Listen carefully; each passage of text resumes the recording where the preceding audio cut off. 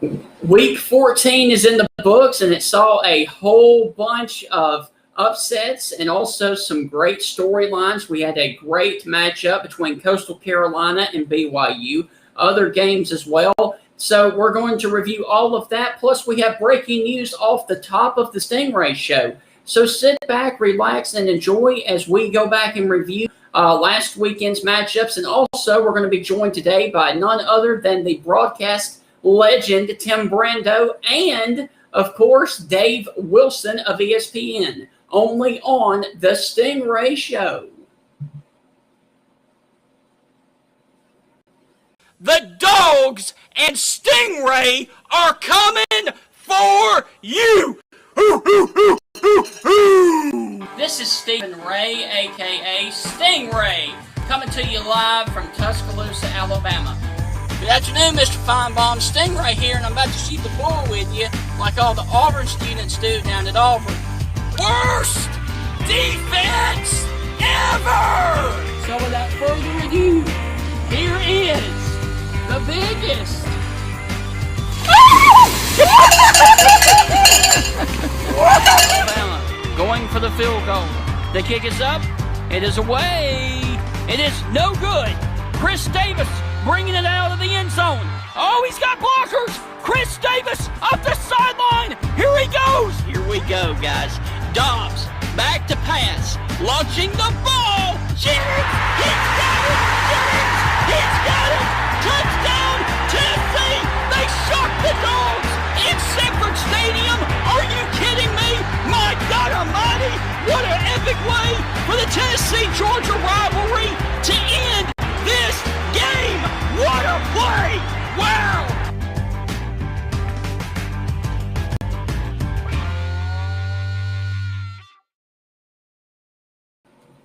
Welcome inside another exciting edition of the Stingray Show, everybody. I am your host, Stephen Ray. And so without further ado, let me go on ahead and bring up my co-host, Heath.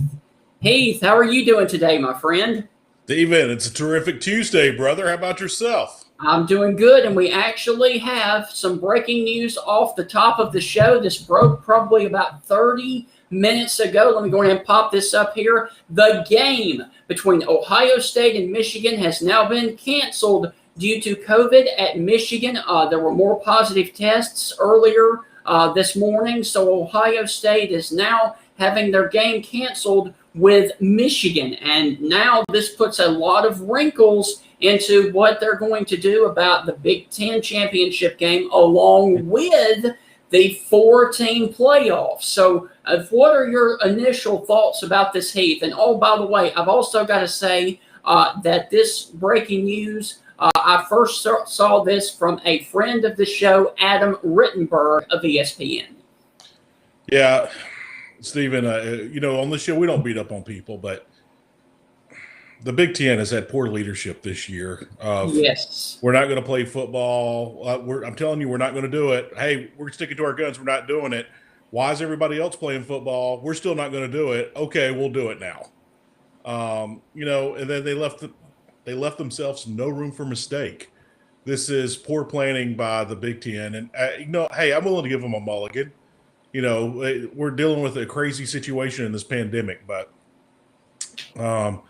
it looks like the other conferences got it right. They're getting their games in for the most part, and this might cost the Big Ten a national championship, and that's not fair to the players at Ohio State. That's absolutely terrible for them, and I feel for the Buckeyes.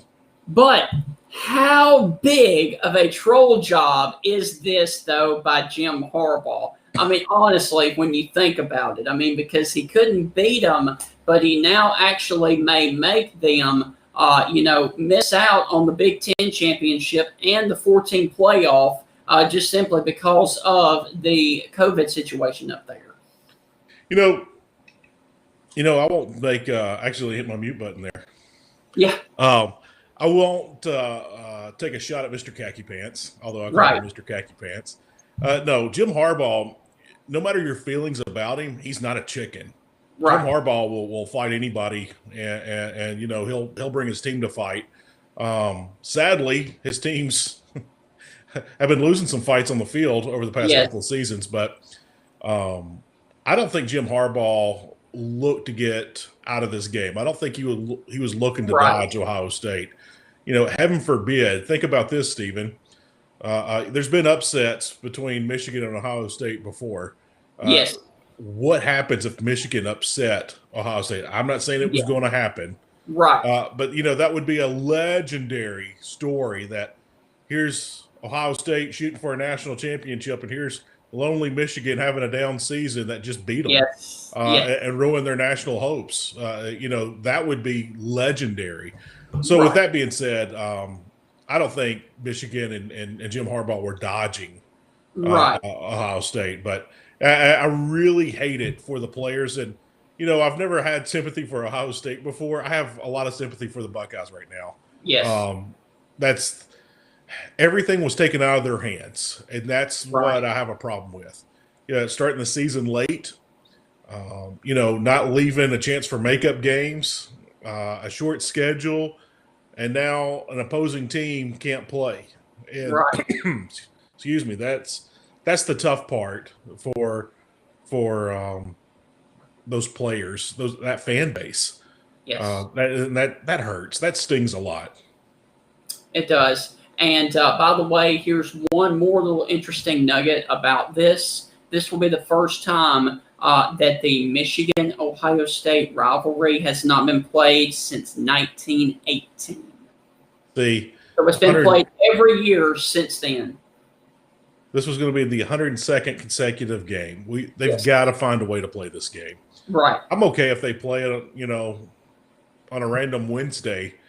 They've got to find a way to play this game. But y'all gotta also, protect the players too, though. So. I agree with that. I do agree with that. It's, we talked about this about the Egg Bowl.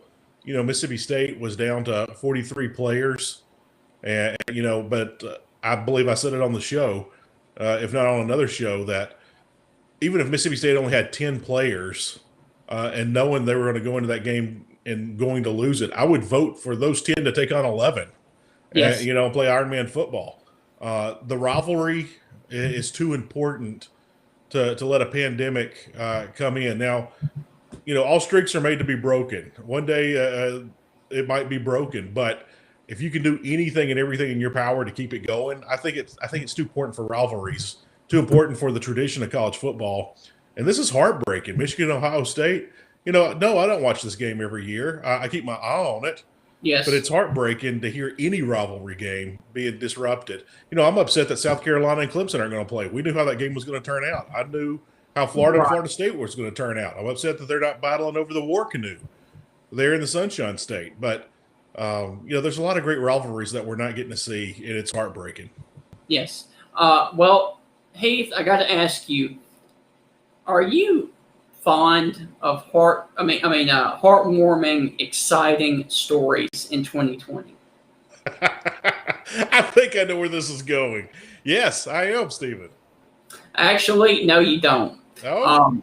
No, because on Saturday, I don't know if you saw this or not, but my friend and I, Heath Hinton of Big Gold Nation, he and I were talking about this game. And he goes, watch out, because this team is a really good football team. It's just that they have been ravished by COVID. Mm-hmm. And they've only played like 4 games this year now because of all of the cancellations. Did you happen to see Rice go into Marshall and not only beat them Saturday, but shut them out? Steve, I didn't get to watch any of this game. When I saw it come across the ticker, I was kind of like, what? And I kept looking at the clock to see if it was final or not. Because I was like, is that a misprint? Is that game just get started? I was thrown off by the score. And so, yeah, Rice. How many times a century do we get to say Rice has a good football team? Yes. I know Rice was a power player back in the 40s and before. But yeah, that's been 80 years ago. Look at Rice making it happen with the shutout. That's huge, man. Dude, all right, let me just throw these little nuggets at you. Rice defeated number 21 Marshall. That was their first win versus a ranked opponent since 1997, BYU. Their first road win versus a ranked team since 1991 against Baylor. Oh, and their first shutout of a ranked opponent since 1960 against this team. Wow. That's impressive. Horns down. So Rice is awesome, man. Yeah, Steven, I got to ask you a random question, brother.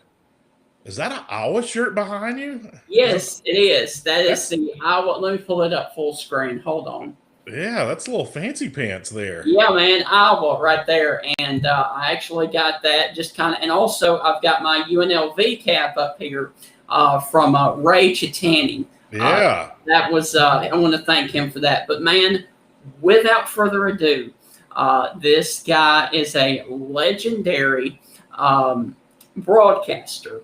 And he's going to be calling the Iowa game this weekend. Is that correct?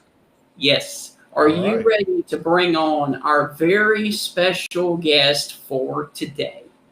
Absolutely. Well, let me just go ahead and roll the highlights before we get going to introduce our next guest. Riley for three.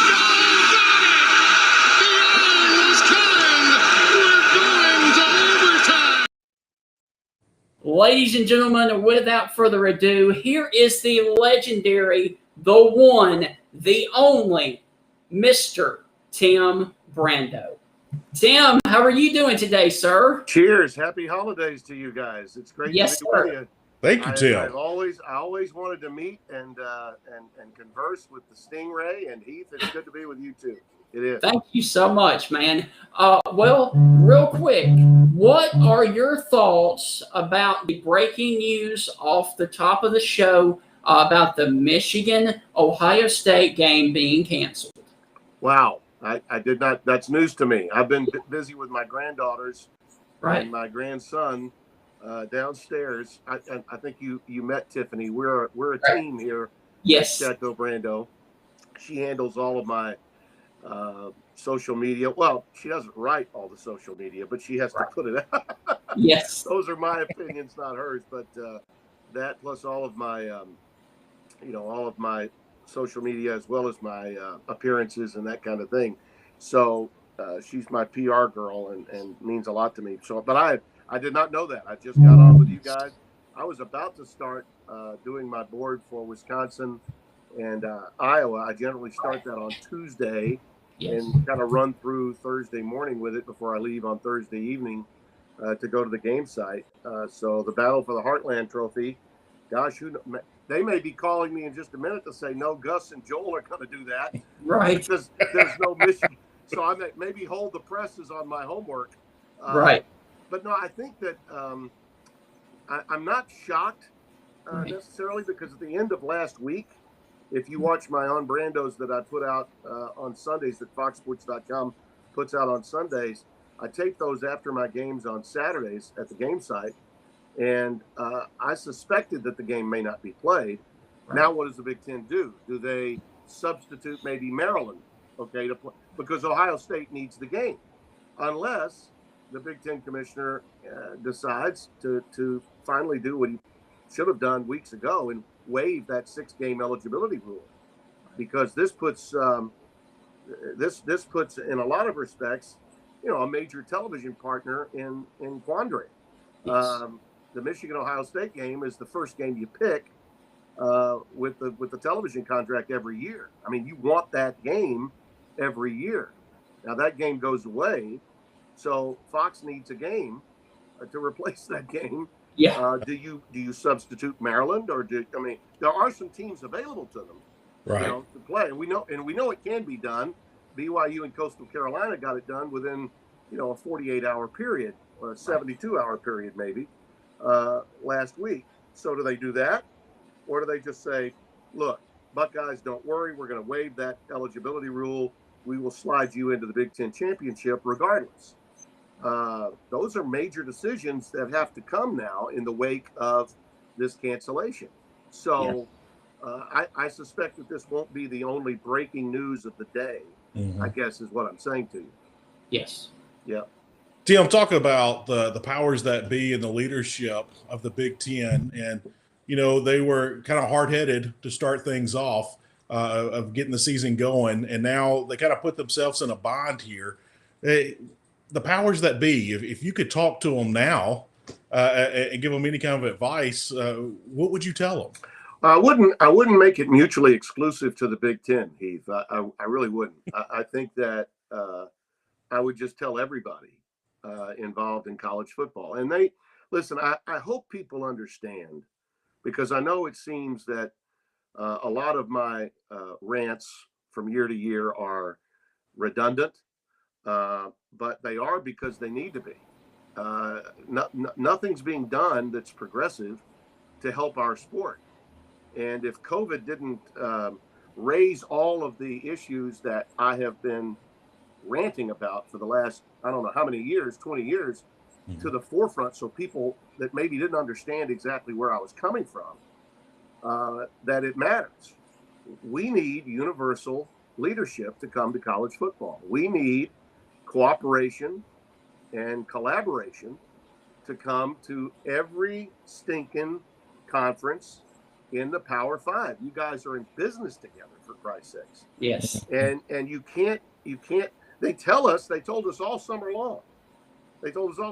Yeah, you know, we're talking to once a week, we're on a Zoom with our conference brethren, and we're also talking to other conferences, and you wouldn't believe how collegial. I mean, I had athletic directors and conference commissioners telling me this through the months of June and July. Then we get to August, and it's as if they're all living in some vacuum.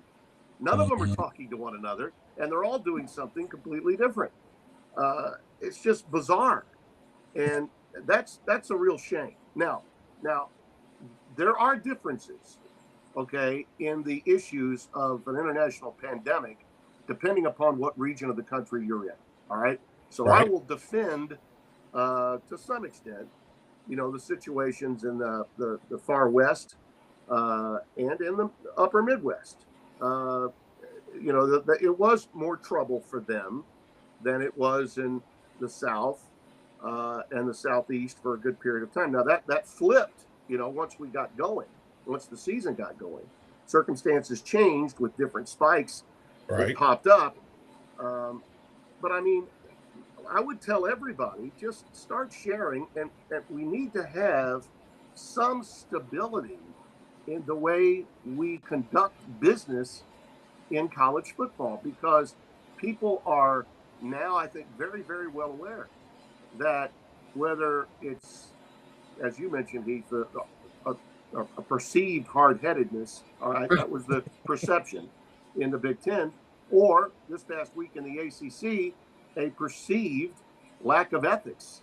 Yeah. To just say, Notre Dame, don't worry about going to Wake Forest, or hey, Clemson, forget that trip back to Tallahassee. You guys just advance, and Miami, we're throwing you under the bus because we've got Notre Dame now. We got a chance to cash in with two teams in the college football playoffs, so we're going to make this easy for our constituency. I mean, I'm not saying that that's actually factual. Right. I'm saying that you allow the veil of impropriety to come into the minds of those that follow college football, that the leadership is just doing what's best for themselves and not what's best for the game, what's best for the sport, short term and long term. Right. And I think that's what COVID has really projected. It sort of erased some of the layers of bureaucracy that maybe some people didn't understand when I was saying we need a czar. Yeah. You know, I'd say this is why we need this. And now suddenly, in the midst of an international pandemic, we see no voice of reason for anything that transpires in college football. It's just a case of the rich getting richer. Yeah. And by God, we're going to do what's best for our teams, and to hell with everybody else. Okay, that's the way it looks, guys. If you took I don't know if you've ever flown across the pond and maybe gone into the UK and come across maybe a cricket match. All right, I did when I was about 32 years old, doing some tennis for ESPN the week before the Wimbledon Championships back in I think '89 or '90, and I started asking some Britishers about cricket because I noticed the game began early, and I came home from doing the tennis, and the match was still going on. It lasted like, I don't know, they were 13 hours into this thing, and people were still there, sipping late afternoon tea, and these people were trying to explain to me how cricket worked, and these were like incredible world championship cricket matches, and I was just, okay, I'm trying to follow along here. I'm trying to get this. Can you imagine if someone from another country came to the United States and has, watched the NBA, watched Major League Baseball, watched the NFL, watched even college basketball, right? And said, okay, well, tell me how this works. Okay, tell me how college football works. And you start explaining to them, there's a group of five, a power five, an FCS. There's an NCAA that has some legitimate policing governance, but nothing else over college football. It's really the commissioners of five conferences that determine. And then we have this committee that uses a, quote, eye test to determine who gets in. Yeah. I mean, what? Yeah. You got 130 Division I teams, and we've got a dozen or so people. We don't even know. I know this so-called diverse makeup of the quote-unquote committee that we were told about when they began this thing. It's not diverse. It's not diverse at all. I mean, we got a bunch of old coaches. Like, God bless them. They probably bring the most wisdom into the room. And we've got current administrators, just as we do for the NCAA tournament, that maybe mean well, but I don't know that they watch every game. As a matter of fact, I'm sure they don't. Right. Some of them I've talked to, and I respect. But the way they go about this and the lack of transparency that surrounds it is just a complete joke. The college football playoff is actually worse for college football than the stinking BCS was. And you know how I felt about it. Yes. At least a team like Boise State, and we could substitute Coastal Carolina, right? Or Cincinnati this year, right? We could substitute Cincinnati or Coastal Carolina this year. They have no chance. They get no sniff. Right. Boise State, because at least in the old BCS, we used a computer that had no preconceived bias whatsoever, that looked at strength of schedule, and it really enabled a team like Boise State to scare the hell out of the establishment. Yes. We don't have any of that anymore. Right. So that's a long-winded answer, I know, but I'm a long-winded guy. But that's just how much we have wrong with our sport. And I come from a position of love and passion for the game. I'm taking shots because I believe I've earned the right for 4 decades covering this sport to say what I see and to say what I think. And I'll not stop. I don't care what anybody wants to say about how over the top I may be. I will not stop crucifying the college football postseason process. It's wrong. It's exclusionary. It represents everything that's wrong about American sport. Amen. Yeah, I got a follow up to that, Tim. The late Roy Kramer, who came up with the BCS and had everything that you mentioned earlier to kind of scare the establishment. What do you think? Did you have any conversations with Roy before he left this place? I had all kinds of conversations with Roy. Well, what did he say about the committee? I love the man. You guys will remember this in the days before Twitter, the days before social media. The people that were really critics of sportscasters were writers that worked for like Rudy Martzke at USA Today, Phil Mushnick with the New York Post, Barry Horn, who wrote for the Dallas Morning News. And those were the people that weighed in on what sportscasters had to say. And I was a sharp critic, obviously, from the jump. I was a sharp critic about the BCS, but I did acknowledge that the BCS did bring the Big Ten and the Pac-12 into the fold, which was necessary. I mean, it was definitely a move in the right direction. Okay, initially, the BCS was meant to get, the whole Rose Bowl crowd in with the rest of college football. And to some extent, that's happened. Now, the Rose Bowl is still a problem, even now with the college football playoff. And that's another topic for another day.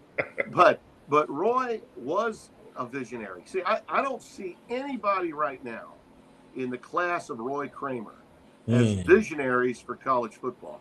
Right. Roy came up with the novel idea of separating when he made the move to get South Carolina and Arkansas into the league. He said, you know what, we're going to separate this thing. I think even more than adding the two teams, because I think South Carolina and Arkansas, in terms of what they brought to the table, was not nearly as impactful as, say, for instance, A&M and Missouri, years later. But when he made the decision, the biggest part of it was the separation into divisions and the championship game to be played at the end of the year. Never before happened. Right. An idea of a team having to win a playoff game, a championship playoff, division versus division. I'll never forget Spurrier, Stallings was at Alabama. They were absolutely apoplectic at the notion that they would have to play an additional game. I'll never forget Gene. Well, that'll be the end of the national championships in the SEC. I'll never forget that. And Spurrier was like, well, we got to play Florida State. We play Florida State, play a rival. And when they asked him to come back, I got to play Alabama right after that. Really? They're going to make us do that? Yeah, I'm not real keen on that idea. Everybody was upset. But Roy saw that this was the direction that we needed to go in to separate the Southeastern Conference from the rest of college football. Right. That was his vision. So that was a beautiful idea. And there was a television executive at the time that was working at ABC, worked with Root Arledge in the old days of the early 80s, late 70s, named Tony Petitti. Tony would later become my boss as an executive producer at CBS.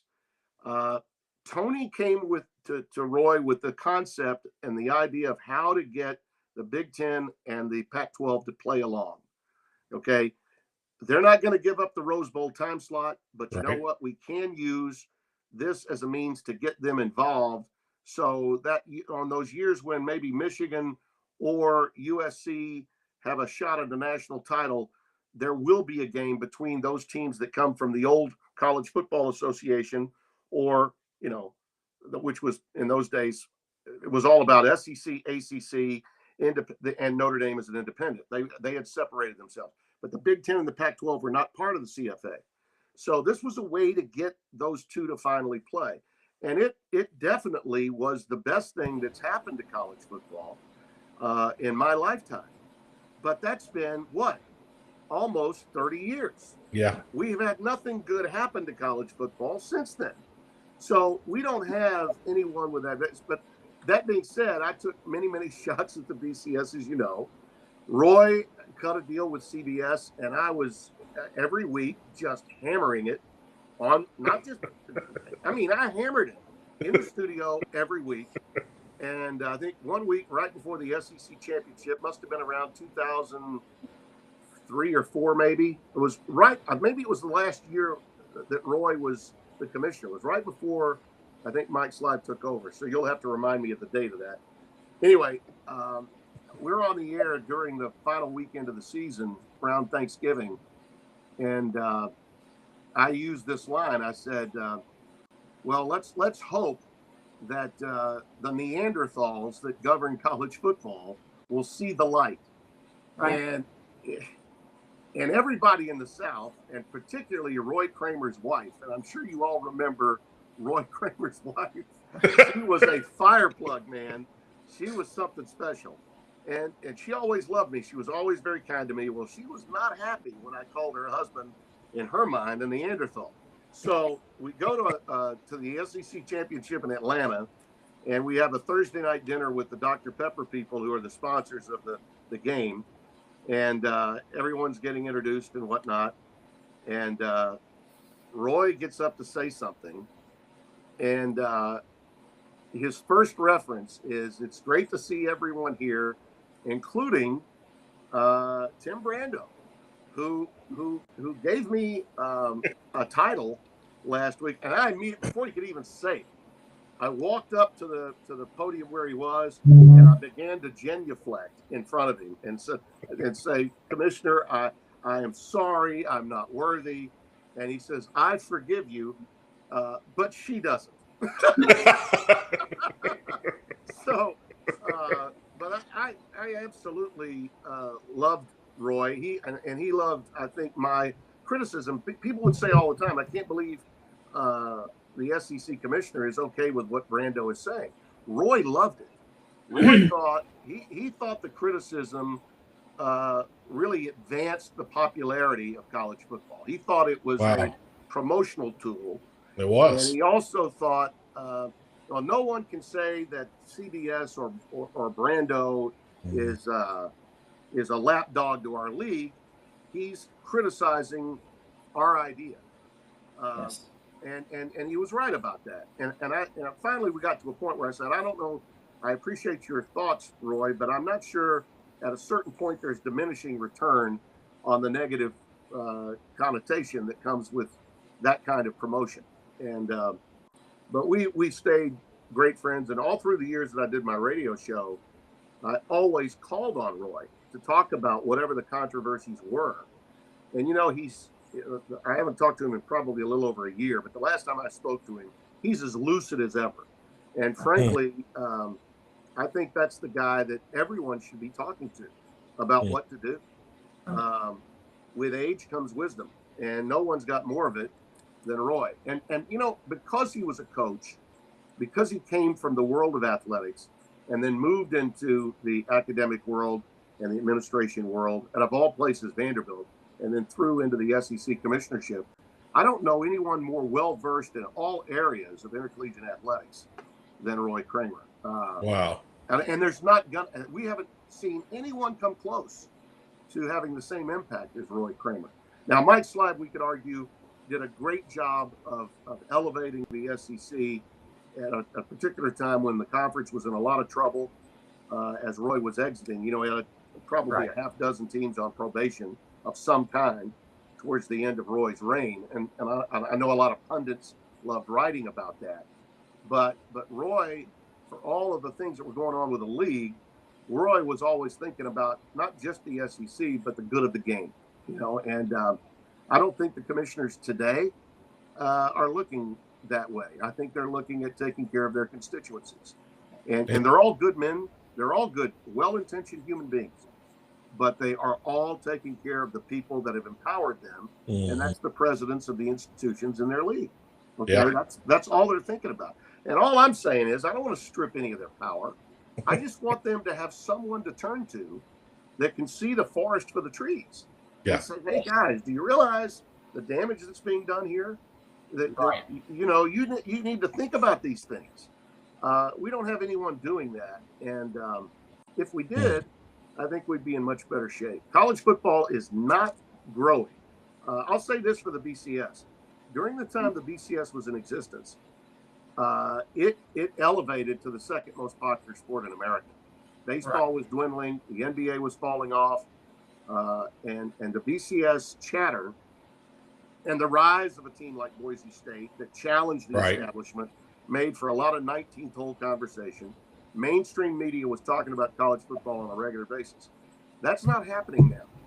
The college football playoff has kept us in this 4 teams only, who's in mantra created by our friends at my old stomping grounds, ESPN. And it's reduced the conversation to just 4, 5, or 6 teams. That's all anybody cares about.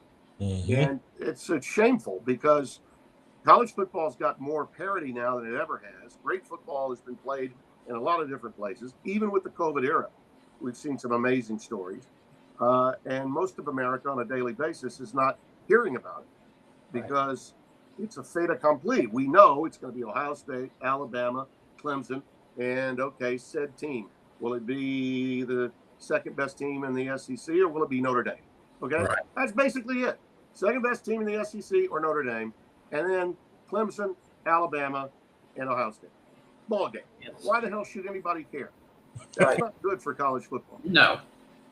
Well, Tim, I want to get your take on this. Obviously, you cover a lot of Big 12. What is going on with the issue at Texas? Why can't they get back to where they were under Matt Brown? And do you feel like that with them losing to Iowa State a couple weeks ago, that was the nail in the coffin for Tom Herman? I don't know, because I'm not sure that Texas has a plan B if they don't get Urban Meyer. Right. And I got news. They're not getting Urban Meyer. Right. Urban works at the same network I work at. And he's got far more influence at the network than I do. Yes. But that what the job he does is incredible. I think I know a lot of people predicted he would be a dud in the studio. I mean, he's been the most impressive hire for college football by any network, I think, in the last handful of years. He's really heightened awareness of everything that we do at Fox Sports. I think he has tremendous influence with our executives, and that's a great thing because our executives already love college football. I think because of Urban's passion, they love it even more. Right. And you can look at the numbers. I mean, a lot of people said, no way could any pregame show rival College Game Day. Well, they weren't looking to rival College Game Day any more than Spencer and I and Archie were when we were doing studio at CBS. We didn't have a 3-hour platform before the game. We came on an hour, some weeks, 30 minutes, other weeks before a game. So, God bless what Game Day's done, and long may it live. I'm satisfied to have been able to say that I helped initiate that program get off the ground. And certainly Chris Fowler and Reese have taken it to even greater levels. And it's a part of our it's a part of all of college football, no matter what network you work for. Tim, that was in my notes. What Fox was trying to do was just say, hey, we want to service our viewers and get them ready for the games that we have on the air. And then we'll see if we have an impact beyond that. They weren't trying to compete with College Game Day in any way. They weren't going to bring in someone from Barnum and Bailey to do, picks at the end of the game like Coach Corso. And I did his audition, by the way. I did Lee's audition when he and Bino were with me back in 1987. But Urban is a guy that I think everyone is always going to turn to first for any big job. And Texas obviously believes that it's got all the financial chutzpah to go and get him. And they're going to work this. And listen, if I were Urban, I'd enjoy it too. I would let them toy with the idea and keep it floated out there for as long as you want. But in the end, Tom Herman worked for Urban. His defensive coordinator that he just hired, Chris Ash, also worked for Urban. I don't think Urban, wants to necessarily undermine guys that, he tutored. Right.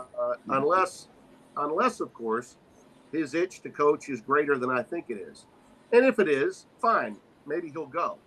But I don't know that Texas, who's out there that's available in a season with COVID when not many moves are being made except in the SEC. Shocker, right? Shocker, it's happening in the SEC. But not many moves are going to be made because of financial constraints coming from the COVID era. We've got universities that are hemorrhaging money right now and paying guys off. They have to. It doesn't matter at Texas, though, because they've got so many billionaires. Right. And that's the problem. They got too many billionaires. I used to joke about Auburn. They've got one guy with a lot of influence, and it's absolutely horrible for their program. All right. Well, you got two issues there. Now, it's changed at Auburn since then, but for years, that's the way it was.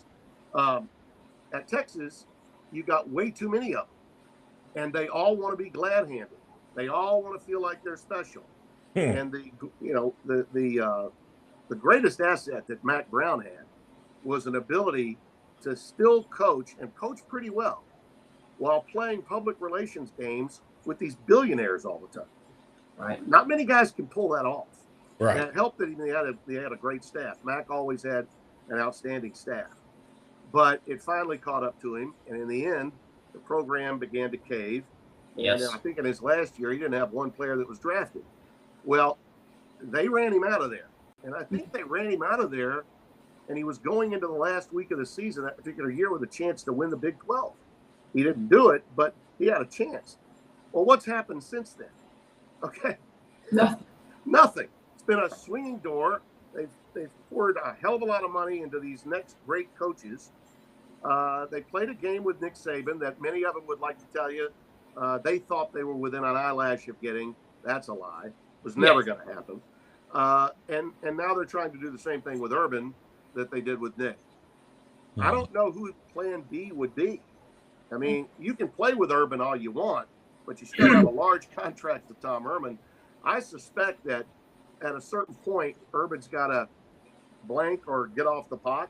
Okay. Right. And so I think that when that time comes, whenever it is, Texas will come out with the obligatory, we're fine with Coach Herman. We really believe he's going to have a great recruiting year. Signing day's just around the corner, and we're going to hold on to him.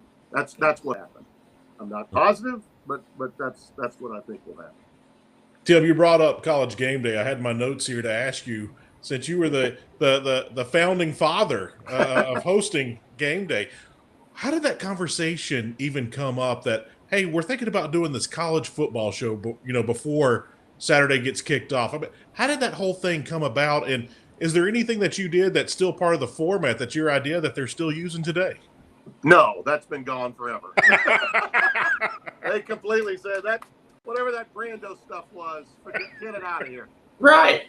I do want to dispel one rumor, though, because you see this in every – and I used to joke with some of the guys that are still there, and I have great friends still at ESPN. There are some lifers. I get angry with them when they start firing people behind the scenes that were there for 30, 35, 40 years, because when you work at ESPN, you're not really working there. You're living there. It's not a job. It is a way of life for producers, for directors, and even for the talent. It really becomes that way. And even more so now, because when young people get jobs at ESPN, it's considered now, the 1,200-pound gorilla of the industry, the best place to work. That they're, that's where your career is supposed to end now. Okay. Right. When I went there, ESPN, we only had 20 million cable homes in 1985. Wow. And, NBC, CBS, and ABC, there was no Fox. Fox didn't come until 1994. So, getting to ESPN was not the zenith of a person's career. It was a great step. And it was a little bit like if you got a baseball signing and you were told, okay, you're not going to start in the rookie league. We're going to send you to AAA, though. We're going to make you pitch a few. Yeah. ESPN was like being in a AAA farm system for a big network. That's the way. You felt like, okay, more people are going to see you there than they would see you in a local television market like Baton Rouge, where I was, or like Baltimore, where my friend John Saunders was, who was my dearest friend there. And we started the same week. In fact, the press release of our hiring was simultaneously, and we worked together on sports centers there. I had no idea that was going to happen until I got there. But I wanted to dispel a rumor that is always there. I used to joke with the people at ESPN, some of their executives, Lee Fitting particularly, who for years has run Game Day. I said, I love it when they do those retrospective cut and paste pieces on the history of College Game Day. It guarantees me ink. You can't do a retrospective on College Game Day without saying Brando, Corso, and Bino, were the original cast. But they'll always say they went on the road for the first time in 1993. Right. Okay? And that not true. Not true. And I have some proof here for you. I've got it on my wall. I have to take it down. Yeah, grab it. I'm going to grab it here. Not true. He recently got the Presidential Medal of Freedom. This is Timmy B with Lou Holtz. Yeah. January 1, 1989, after the season of 88, at the Fiesta Bowl on College game day in Tempe, Arizona. That's Beano awesome. Beano Cook and Mike Godfrey were with us. Mike was still coaching at Pitt at that time, and I actually did his audition the next year as he was leaving the sidelines to be what turned out to be the lead analyst with Ron Franklin on college football Saturday nights on ESPN. Yeah. But we went on the road, but only for the national championship. They would allow us to go to the Orange Bowl in '80, the year Miami beat Oklahoma with Jamel Holloway, and the following year we went to the Fiesta Bowl, and it was marvelous to be a part of that. And we didn't have their budget, and we certainly couldn't do it every week. They were not going to pay for that back then. We didn't have that Disney cash, Right. but it was a great experience. And to answer your question more specifically, I was working the sidelines and hosting. Was a hosting/sideline gig in the fall of 1986. I'm thinking, Stingray, you're from Alabama originally, right? Yes. Aren't you? Yes. Okay. So you were born in 1988. 88. Yep. So that year. Okay. Yeah. All right. So in 1986, I started working freelancing for ESPN in '85. I was doing USFL football. I did your Mississippi State Bulldogs when they had Thunder and Lightning.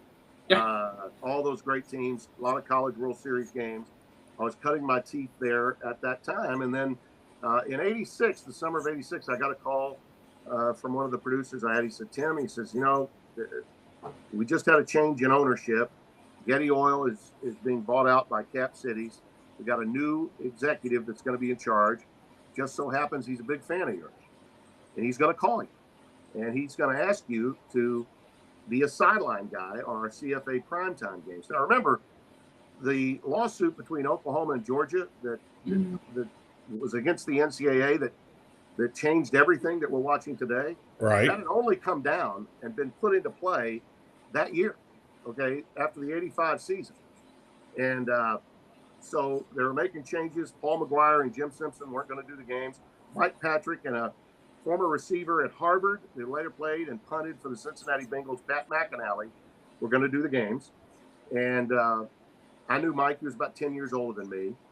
But they said they're going to want you to do the sidelines and be sort of a quasi-host, at the site for about 10 minutes before the game.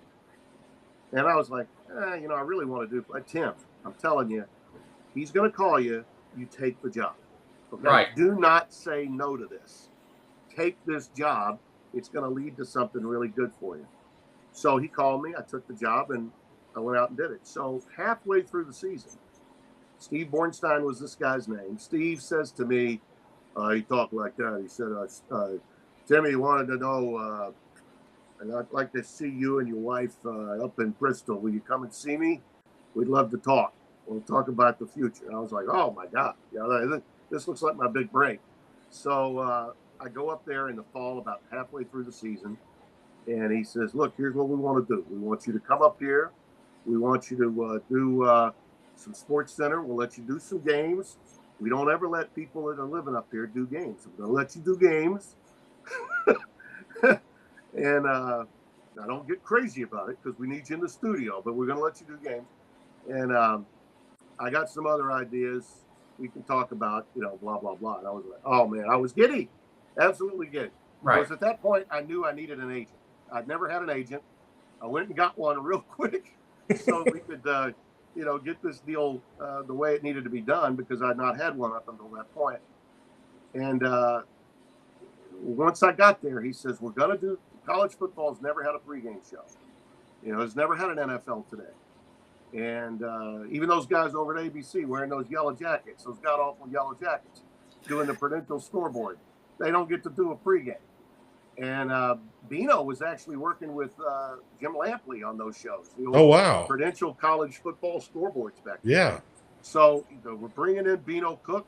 Now you got to take care of him. He's eccentric as hell. Take care of him. Okay. And then we'll audition. We got to get a coach in here. And Corso and the USFL was folding. I'd done some USFL games. He was coaching the Orlando Renegades, and they brought Corso and Pepper Rogers, who just passed away recently. The late Pepper Rogers he was coaching the Memphis Showboats. I'm in Memphis, obviously, right? He had been at UCLA and Georgia Tech as a coach prior to that. And I think Lee actually talked Pepper out of wanting the job halfway through the day. So that he conned his way into the position. But that's really how it happened. And game day for me was I didn't realize. I actually thought, well, this is a glorified sports center. I mean, what is this? I'd really rather be doing the games. Fowler's on record as saying this too. It was not necessarily a job a lot of people wanted. Anything that's new is you're normally critically panned before it gets out of the gates. Right. But this was novel for college football because there had been no pregame show. And for those old timers that would remember, we used to do a thing where we called them, a weather thing, sort of a Weather Channel role on bad weather cities. And we called it College Football Quagmires. Oh, boy. And I would do the old Keith Jackson impression. And Pino would go, that's got to be money. Quack, quack. It's got to be a mother. It's quack, quack. It was just crazy, stupid stuff that we could get away with doing, and we enjoyed it. We had Bino doing our predictions, and back then you could never give the spread, so he would always give some bizarre score. I like Notre Dame 24 to 19, which meant the number was 4. All right, so they're going to cover by 5. They've got the best home field since the Kremlin. That kind of stuff. And when he went 0-6 one week, we decided to tape his predictions in Manhattan in a manhole cover with a hard hat on. During Halloween, we dressed him up in every imaginable suit. Like the Arizona State Sun Devils, and we put him in a devil's suit, and he's shaking his tail. All the things that you said. I would say if there's one thing that they do, and Corso has my back on this, the one thing that they still do, and it's the biggest thing I think they do, that is remnants of the original show, is Lee was smart. I mean, now Lee was playing the role of X's and O's expert. He was sort of the Herb Street of our show then. Bino was the clown prince, and he didn't mind being the butt of the joke. Well, Lee saw that. He saw that Bino knew there was an entertainment value to being the butt of the joke. So when they went on the road and he started doing the headgear stuff and allowing himself to be made fun of, he was copying Bino Cook. That was absolutely Corso learning from the guy that was with him in those early years. And if you talk to Lee, he'll tell you that too. I know he's got my back on that.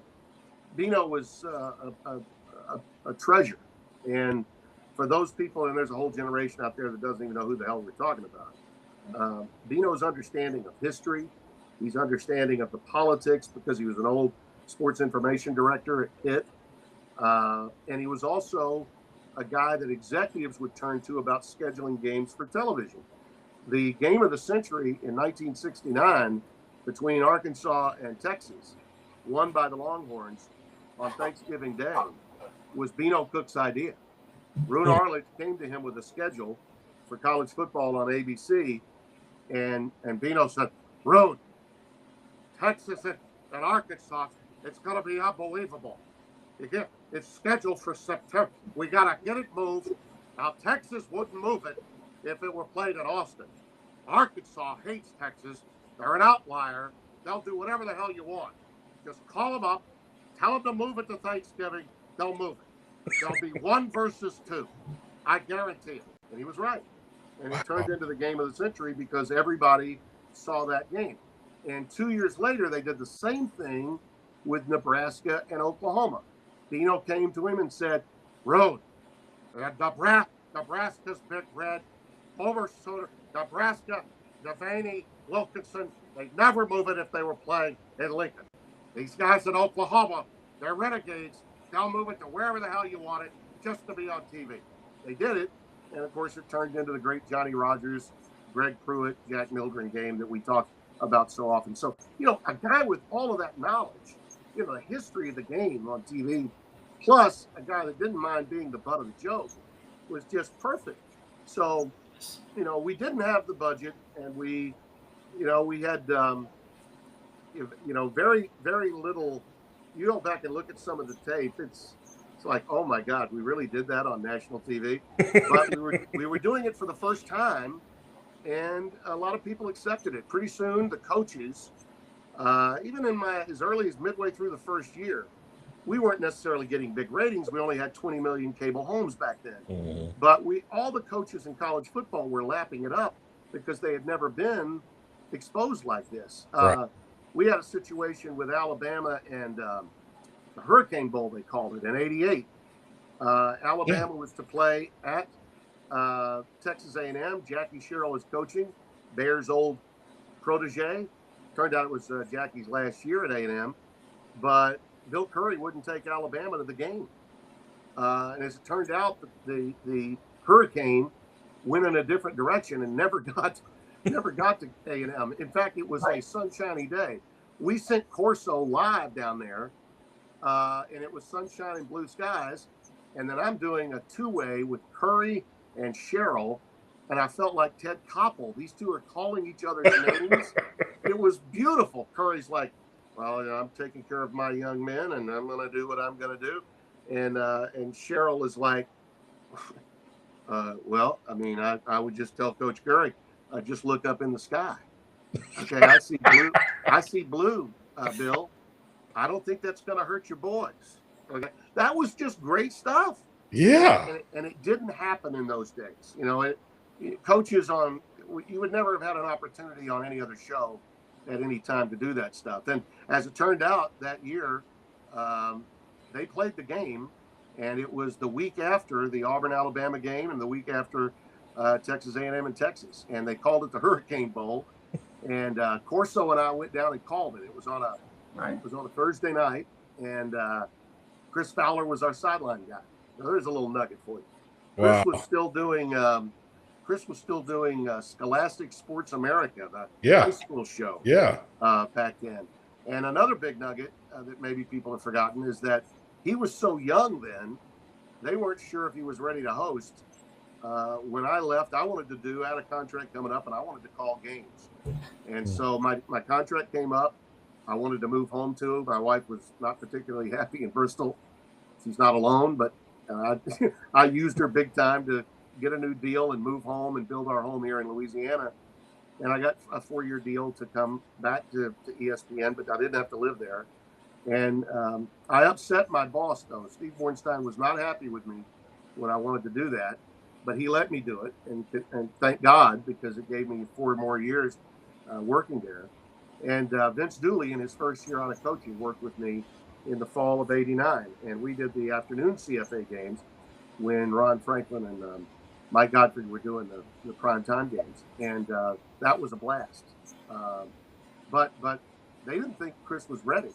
So they hired Bob Carpenter, who was out of Tulsa, and a baseball guy that did St. Louis Cardinals games. He's now doing Washington Nationals baseball.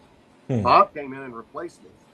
And that lasted for 1 year, and then Chris came in the year after that.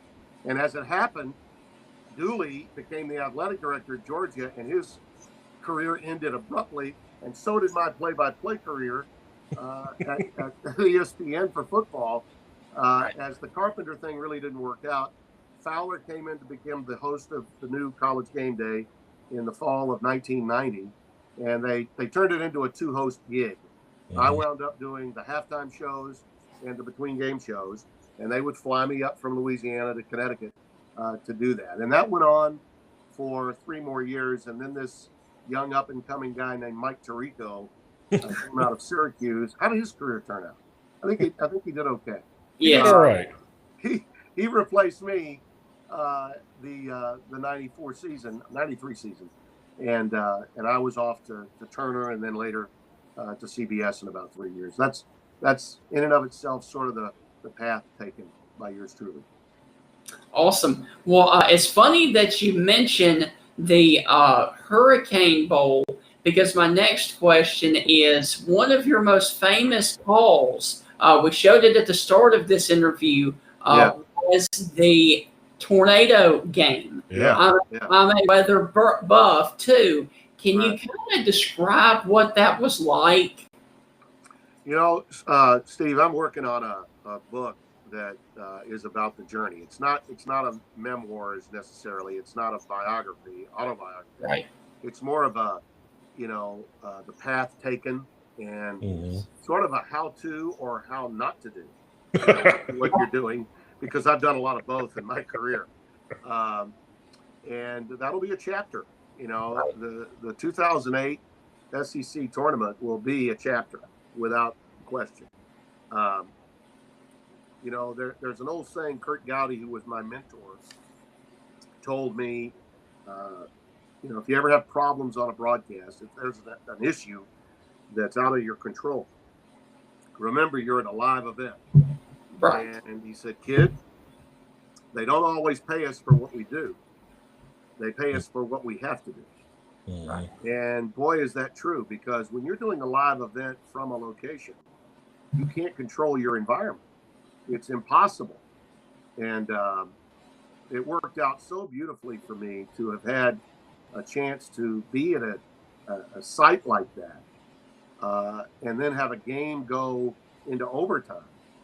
And without it going into overtime, probably 20,000 or more people would have been on the streets of Atlanta, Georgia, when an F2 is coming right through the city, ripping it apart. Right.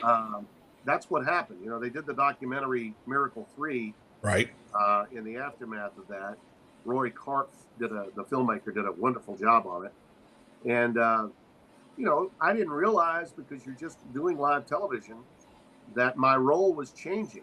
I was no longer a sportscaster. I was a news reporter. Right. Dealing with a news event. And wow.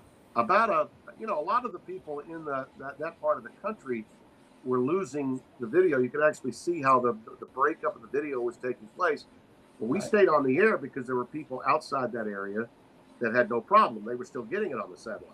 Just couldn't get it there in the Atlanta area and surrounding areas. So they were still getting it. And CNN was, of course, right across the street from the Georgia Dome, and they tapped into our broadcast. So wow, my coverage of that fluid story as it was happening, and you could see the ripple effect in the top of the texture of the dome.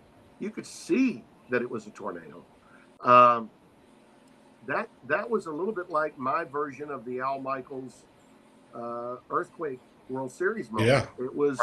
It wasn't the same, and it didn't get nearly understandably so. It didn't get necessarily the same critical acclaim, but it was certainly a seminal moment for me. And people in my business, I started getting calls and texts, back then, that we did have the ability to text back then and emails. And I was hearing from everybody in my business congratulating me and telling me, the impact of it. I didn't even understand until hours later when I got back to the hotel. The funny thing, we were staying at the Marriott Marquis, which was about, 10 blocks away or so from the Georgia Dome. And it was as if nothing had happened. They had not lost power. There were no issues there. And yet, if you walked out there on Peachtree, where the CNN Center and where the Olympic, location would be, the Olympic Park, it looked like the demilitarized zone. It looked like a war zone coming out of there. And it was incredible. And just covering that night, the decisions that had to happen, because we went from, okay, are we safe, to, all right, we're safe, but can we play in this arena? Okay, and now the SEC's making a decision on whether to finish the game, which they chose to do. That took about an hour. And then when the game ended, and Mississippi State won it, and by the way, the same player that hit the three-point shot with the iron kind, Mikhail Riley, had the same shot on the same play, and the iron was uncut. Yeah. And it hit the one that went in, hit the front and back iron up against the window and down and in. Yeah. That was the one that went in. Right. And the one that didn't go in went all around the rim and out. Yes. And it was the same shot, same double screen, pass out to the wing, Riley falling away. He actually fell on his butt under the press row as the shot was taken, or we would have been still playing. Right. It was amazing. Stansberry wanted to foul him before he could take the shot, and his guys didn't do it. He was going crazy. It was so it was an unbelievable game. Now the game ends, and Kentucky and Georgia are supposed to come out and play the next quarterfinal game. Right. And it took them 45 minutes, I think, or so, Yeah. to determine that the building wasn't safe enough, and that they would have to move it over to the Georgia Tech campus and play at the old Thriller Dome. And it took us about 2 hours to get out of the building because of the concerns outside. We got to our hotel at about 2 a.m. A few libations were had. I think I got into my room at about 3:15, 3:30. Right. As I said, my phone had blown up, and with well wishes from so many in the business, almost anybody that was anybody in the business that I knew had been calling me. And I get the next call. I don't know where I'm going the next morning. I don't know anything. I'm supposed to call this Georgia-Kentucky game. I get the call from Jimmy Rayburn from Raycom and Jefferson Pilot. And as Jimmy's from the Mississippi Delta. He said, "Boy, I got news for you. Need to get you up. Need to get you over to the Thriller Dome. We're going to play. Only about 400 or 500 fans will be allowed in, but we're going to play, and we're going to go at high noon. We need to get you over there." And so, I needed to get to the site for the next game the next day, and that was weird too because we did the quarterfinal game. Right. And then the next day's games then started. So Tom Hammond, who was doing the afternoon session, I was doing the night session. Tom Hammond and Larry Conley come in to do the next 2 games. But then we still had to catch up because we're trying to get all this in for a Sunday championship because of Selection Sunday. So I had to come back that night. It was like a day-night doubleheader. Yeah. And I had no sleep the night before. It was crazy. It was nuts. Joe Dean and Barry Booker were tag teaming with me, and I worked with both of them that day. And I'll never forget it. It was unlike any situation I'd ever been in until this past year when history repeated itself in a manner of speaking. I was working in Madison Square Garden on March the 12th, doing a Big East quarterfinal game. And as it turned out, the SEC in Nashville, the ACC in Greensboro, the Big 12 I believe they were in Kansas City. They all, right before they were supposed to start their games, they called them because of COVID. Yes. But the Big East decided to play. So we're the only game going. We play a half between St. John's and Creighton, and we're the only game being played.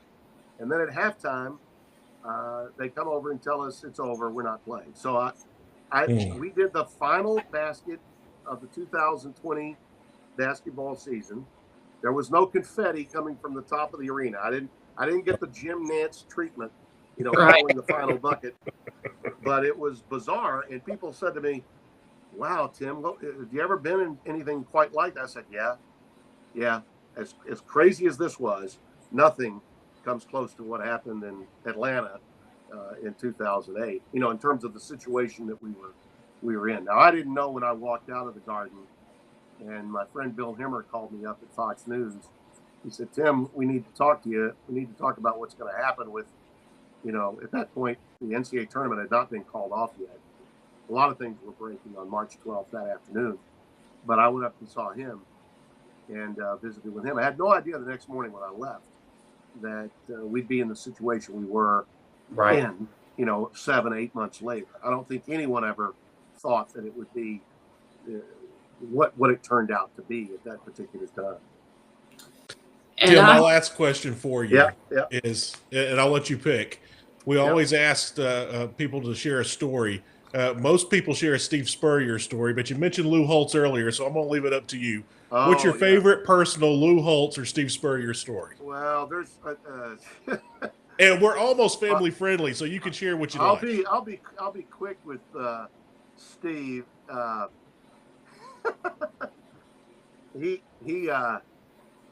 doing Vanderbilt in Florida, and we all know it's going to be a blowout. This wasn't the '96 game that actually Vanderbilt almost won. Right. That was crazy. That the year that they won the national title, Vanderbilt won and lost the damn game probably 3 different times. Okay, Florida was lucky to get out of there alive. They had a really good defense at Vanderbilt that year and surprised Florida. But the year before that, I want to say it was '95. I'm going to do Vanderbilt, and Dave Rowe was doing the games with me. Big Dave Rowe. Yeah. And a former Oakland Raider Super Bowl champ with Kenny Stabler in 76 team. I come walking into his office, and he says, well, Timmy, good to see you, bud. I got something for you here. And he goes over to his chalkboard. And he's lining up these 5 guys on one end, a center here, and he says, got this for you. Now listen, we're going to run this. Open and play. Going to do a little Emory and Henry play here. He got it from Emory and Henry. Okay. He loved taking out these, obligatory schools that played at lower levels, and said, I got this at an old coaching clinic. Going to do this. Now he says, now your producer, and the producer was Rob Reichley, who's been at JP for years. And he says, now, Rob, if you want Timmy to look smart, you want Radio Row. He called Row Radio Row because when Row played for the Raiders, he was one of the few guys that would do interviews. Those guys were nothing but renegades back in the day. You and Radio Row now need time to set this up. If you try to do those lineups, I know those lineups are sponsored. Can't do the lineups because if you do the lineups, you're going to miss the formation. So you got to wait. Not do it then. So you understand that? Now, Tim, I'm going to make you look smart here. Here's why it works. And somebody's going to probably say it's illegal. It's legal. And here's why it's legal. So he gives me this whole thing. He says, now, can you remember that? Did you write it down? I'll never forget that. But Holtz, we go back to Bino for a second, okay? Yeah. Miami and Notre Dame, Catholics versus convicts. Yeah. All right. This is during our regime on College Game Day. Bino is picking the games, and he picks Notre Dame. Notre Dame has the best home field since the crumble. Okay, his standard line, right? Now he had gone 0-6 the year before, and I'm, it had become a joke around the company. We had like 2 major jokes on Bino. We did an over/under count on the number of Bino chins before a game. If he didn't get a lot of sleep, he might add a chin. He had this Christmas tree physique. His head looked like a pin, and then it just kind of came down like that. And it all settled when he sat down. It was like the fat from here came up here, and he's a little bit. I'm the same way now as I'm getting older. I have no neck. If I had a neck, right, I wouldn't have to worry about this stuff. But I have no neck. I should be 6'4". I'm 6'2". I lost 2 inches here, so I understand Bino's plight now that I'm older. Okay. But Bino sits down and he says, Notre Dame wins. They'll win by 1. It's all that matters. They just win the game. And I looked at him and I finally said, Bino, I've sat here and listened to your god-awful picks all season long. I said, do you realize the number of NFL first-round picks that are on Jimmy Johnson's offense? Cleveland, Gary in the backfield. They are loaded. Michael Irvin over here. You got this guy. And he's like, I just told you, Notre Dame has the best home field since the crumbling. I'm like, I'm just telling you, I don't want to undermine years of credibility that you've got. Right. But you're just embarrassing yourself. And then he gets belligerent. He like, huh. And whenever he got belligerent, it was like a, like that. And he was, if Notre Dame wins, you go to South Bend and sing the victory march in front of the team. I'm like, fine. I got no problem with that. I know the words. I got that. That's not an issue. I'll gladly go. All right, it's a bet. So the game goes on. What happens? Cleveland Gary scores, but they rule that he fumbled in the end zone, so they wipe off the touchdown. They say it's a touchback recovered by. It was a horrible call. There were a lot of bad calls. If you go back and look at Catholics versus convicts, you'll see how badly Miami got screwed. And Bino was right. Past home field since the Kremlin. Anyway, Notre Dame wins the game. Now, we went in those days, there was no second host. I'm on the air until about 2 a.m. when San Jose State is playing Pacific. Right. Okay? We were on, it was like doing a telethon back in those days. So I get back to my house in Farmington, about 15 minutes from Bristol, at about 3 a.m. Wow. It's like 8 a.m. the next day. I've barely, I'm going to sleep till noon on Sunday. I get a call at 8 o'clock from our executive producer, and he says, Tim, it's Terry. Terry Linger was his name. He's now living in Indianapolis. He says, Tim, need to talk to you. I said, what? Yeah. What about? And I'm like, what about? He says, well, you know what you did. You know what you said. I said, what? I have no idea what you're talking about. Well, you told Bino that you would go to Notre Dame and sing the victory march in front of the team if Notre Dame won the game. And I said, oh, God. I mean, that was just a throwaway line. I mean, no. You don't understand. Bino's taking this personally. And I said, what? He says, oh, he's been calling me, and we've called Coach Holtz. Okay? Same year as that. Wow. Coach Holtz. They're playing Navy that week, and they always beat Navy. He's pretty loose and says, come on. We've talked to the SID, John Heisler, and Roger Valdesari. This is at 8 o'clock the next morning on Sunday. They're ready with open arms for you to come. They need you to be there on Monday. So here's what we're going to do. We're going to bring you to the studio. We're going to dress you up in the outfit that you're going to wear the following Saturday. And you are going to run to the cab. Cab is going to pick you up. We're going to follow the cab to the airport, Bradley. All right? And then we're going to watch you get on the plane. And then we're going to have a crew waiting for you in South Bend with a cab. And I got to tell you, the cab driver looked like Scatman Crothers. It was amazing. It was like we got him right out of Central Casting, Hi, Mr. Brando, come on in. So it was unbelievable. All right. And they had as I got off the plane in South Bend, the people who were on our plane had to be thinking, what the hell is going on here? They had a crew waiting for me to get off the plane, to follow me. Now, I had to do the O.J. Simpson run over and past a suitcase. Somebody's got to carry the suitcase, and I have to jump over it. The old Kurtz commercial. Yeah. They were doing a parody of that. We're doing all this stuff. Even me getting in a cab in South Bend, and then them following us to Touchdown Jesus. And you see the steeple and Touchdown Jesus. I get out of the cab, and now the cameraman follows me all the way up as I jog to practice. Okay? Mm-hmm. And I've got this little kazoo that gives me the the cheer for old Notre Dame, the victory march. So Holtz has his team. Now, this is a team that went on to win the national championship. Right. And he calls them after and he played it up big. Lou, as only Lou could play. Lou is he's upset with his players. Jesus Christ Almighty! Just because we're playing Navy, I gotta see maximum effort. I gotta see the best that you've got. Let's everybody gather up. Just bring them over here. Get him down. Let's get your hats. Everybody get their hats on. Everybody with a helmet. If you don't have your helmet on, get your helmet on and get over here right now. And the players are literally like, what the hell is going on? I mean, how did we piss him off? They were really practicing hard. And now all of a sudden, Holtz goes, I sense a problem today, and we've got to fix it with good humor. He says, this smart guy from Connecticut does this ESPN thing. He thinks he knows college football. Well, guess what? he doesn't. Dino Cook took him to the woodshed, and now he's got to pay up.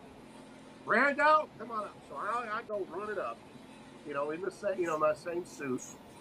The players are all laughing, and the camera guy follows me, and he says, "So here's the deal. He said Miami was going to beat your ass, and you beat theirs. So now he's got to sing the victory march." So he says, "Brando, go ahead." I said, "Well, I need a helmet, because when you sing the victory march, you have to pick up the. You know what? I'm going to get your Mississippi State helmet. I got it back here." Okay. Okay. You like that? I did. Yeah. Sure. Thank you. I got one from Cheryl and I got one from Mullen. This is Awesome. what I got from Mullen. All right, so you pick up the helmet, you hold up the helmet, the Notre Dame helmet. All right, and you go, cheer, cheer for old Notre Dame. Okay, wake up the echoes cheering her name. Send the volley cheer on high, shake down the thunder from the sky. What though the odds be great or small, oh, Notre Dame will win overall, while her loyal sons go marching onward to victory. Right? So I do it, I nail it, right? And so I said, "Well, what did you think?" And Holt says, "That was really good. We normally use a bigger arm."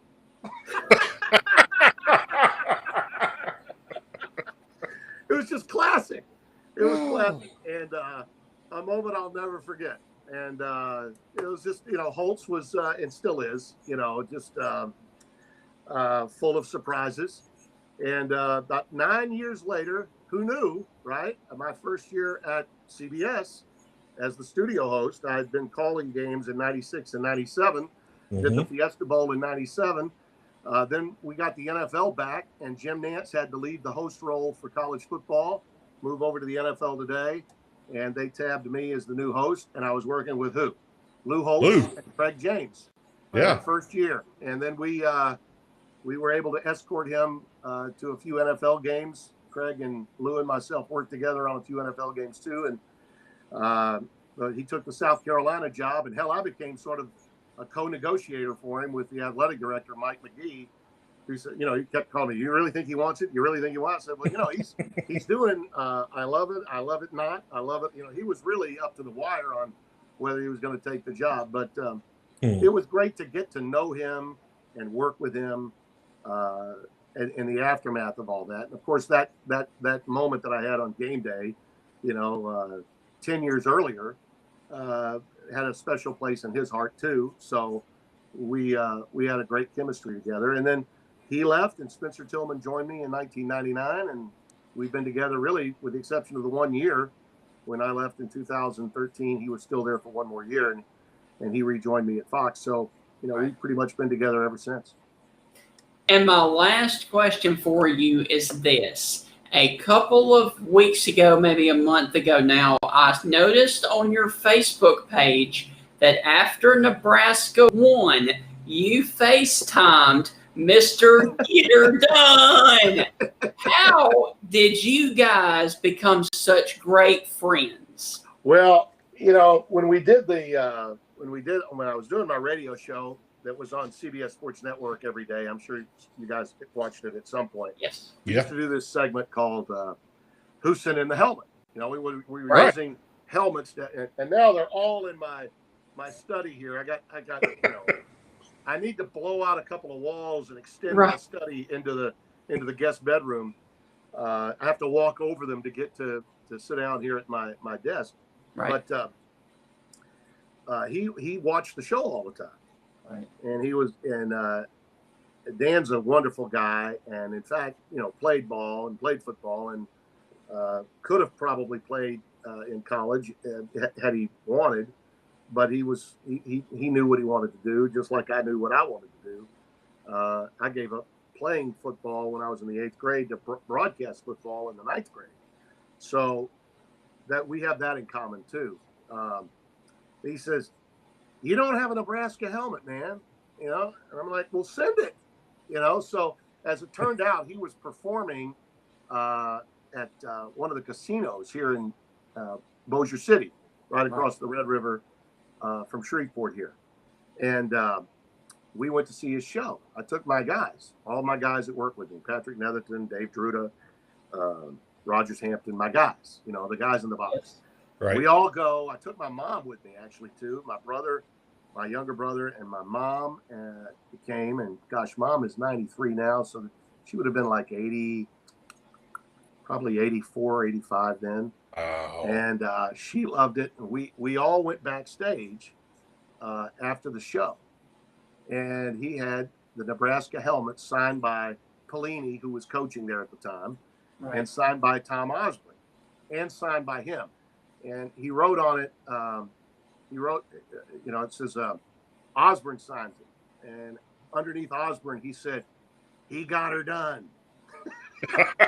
Tom Osborne, he got her done. And, well, hell, I'll show you. Can you give me a second? Yeah, absolutely. Okay. So, hang on. I'll find it here real quick. It's turned into a prop show. I love it. Dude, it's awesome. Yep, there it is. Yep, that's awesome.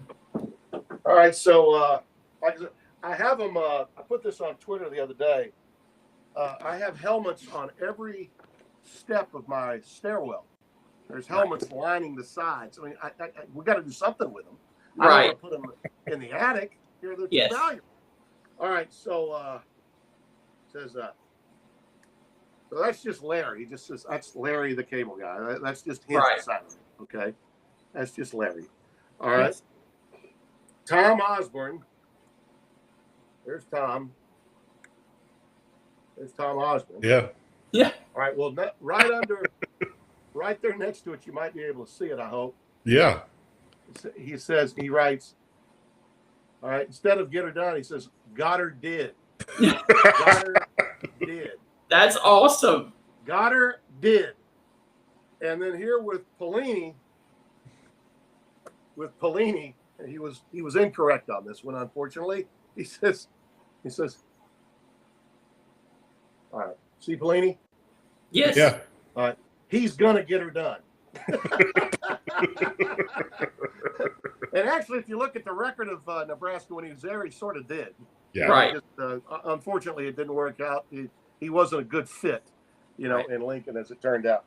But that's how our relationship got underway. I had met him doing my show at a Super Bowl the year before.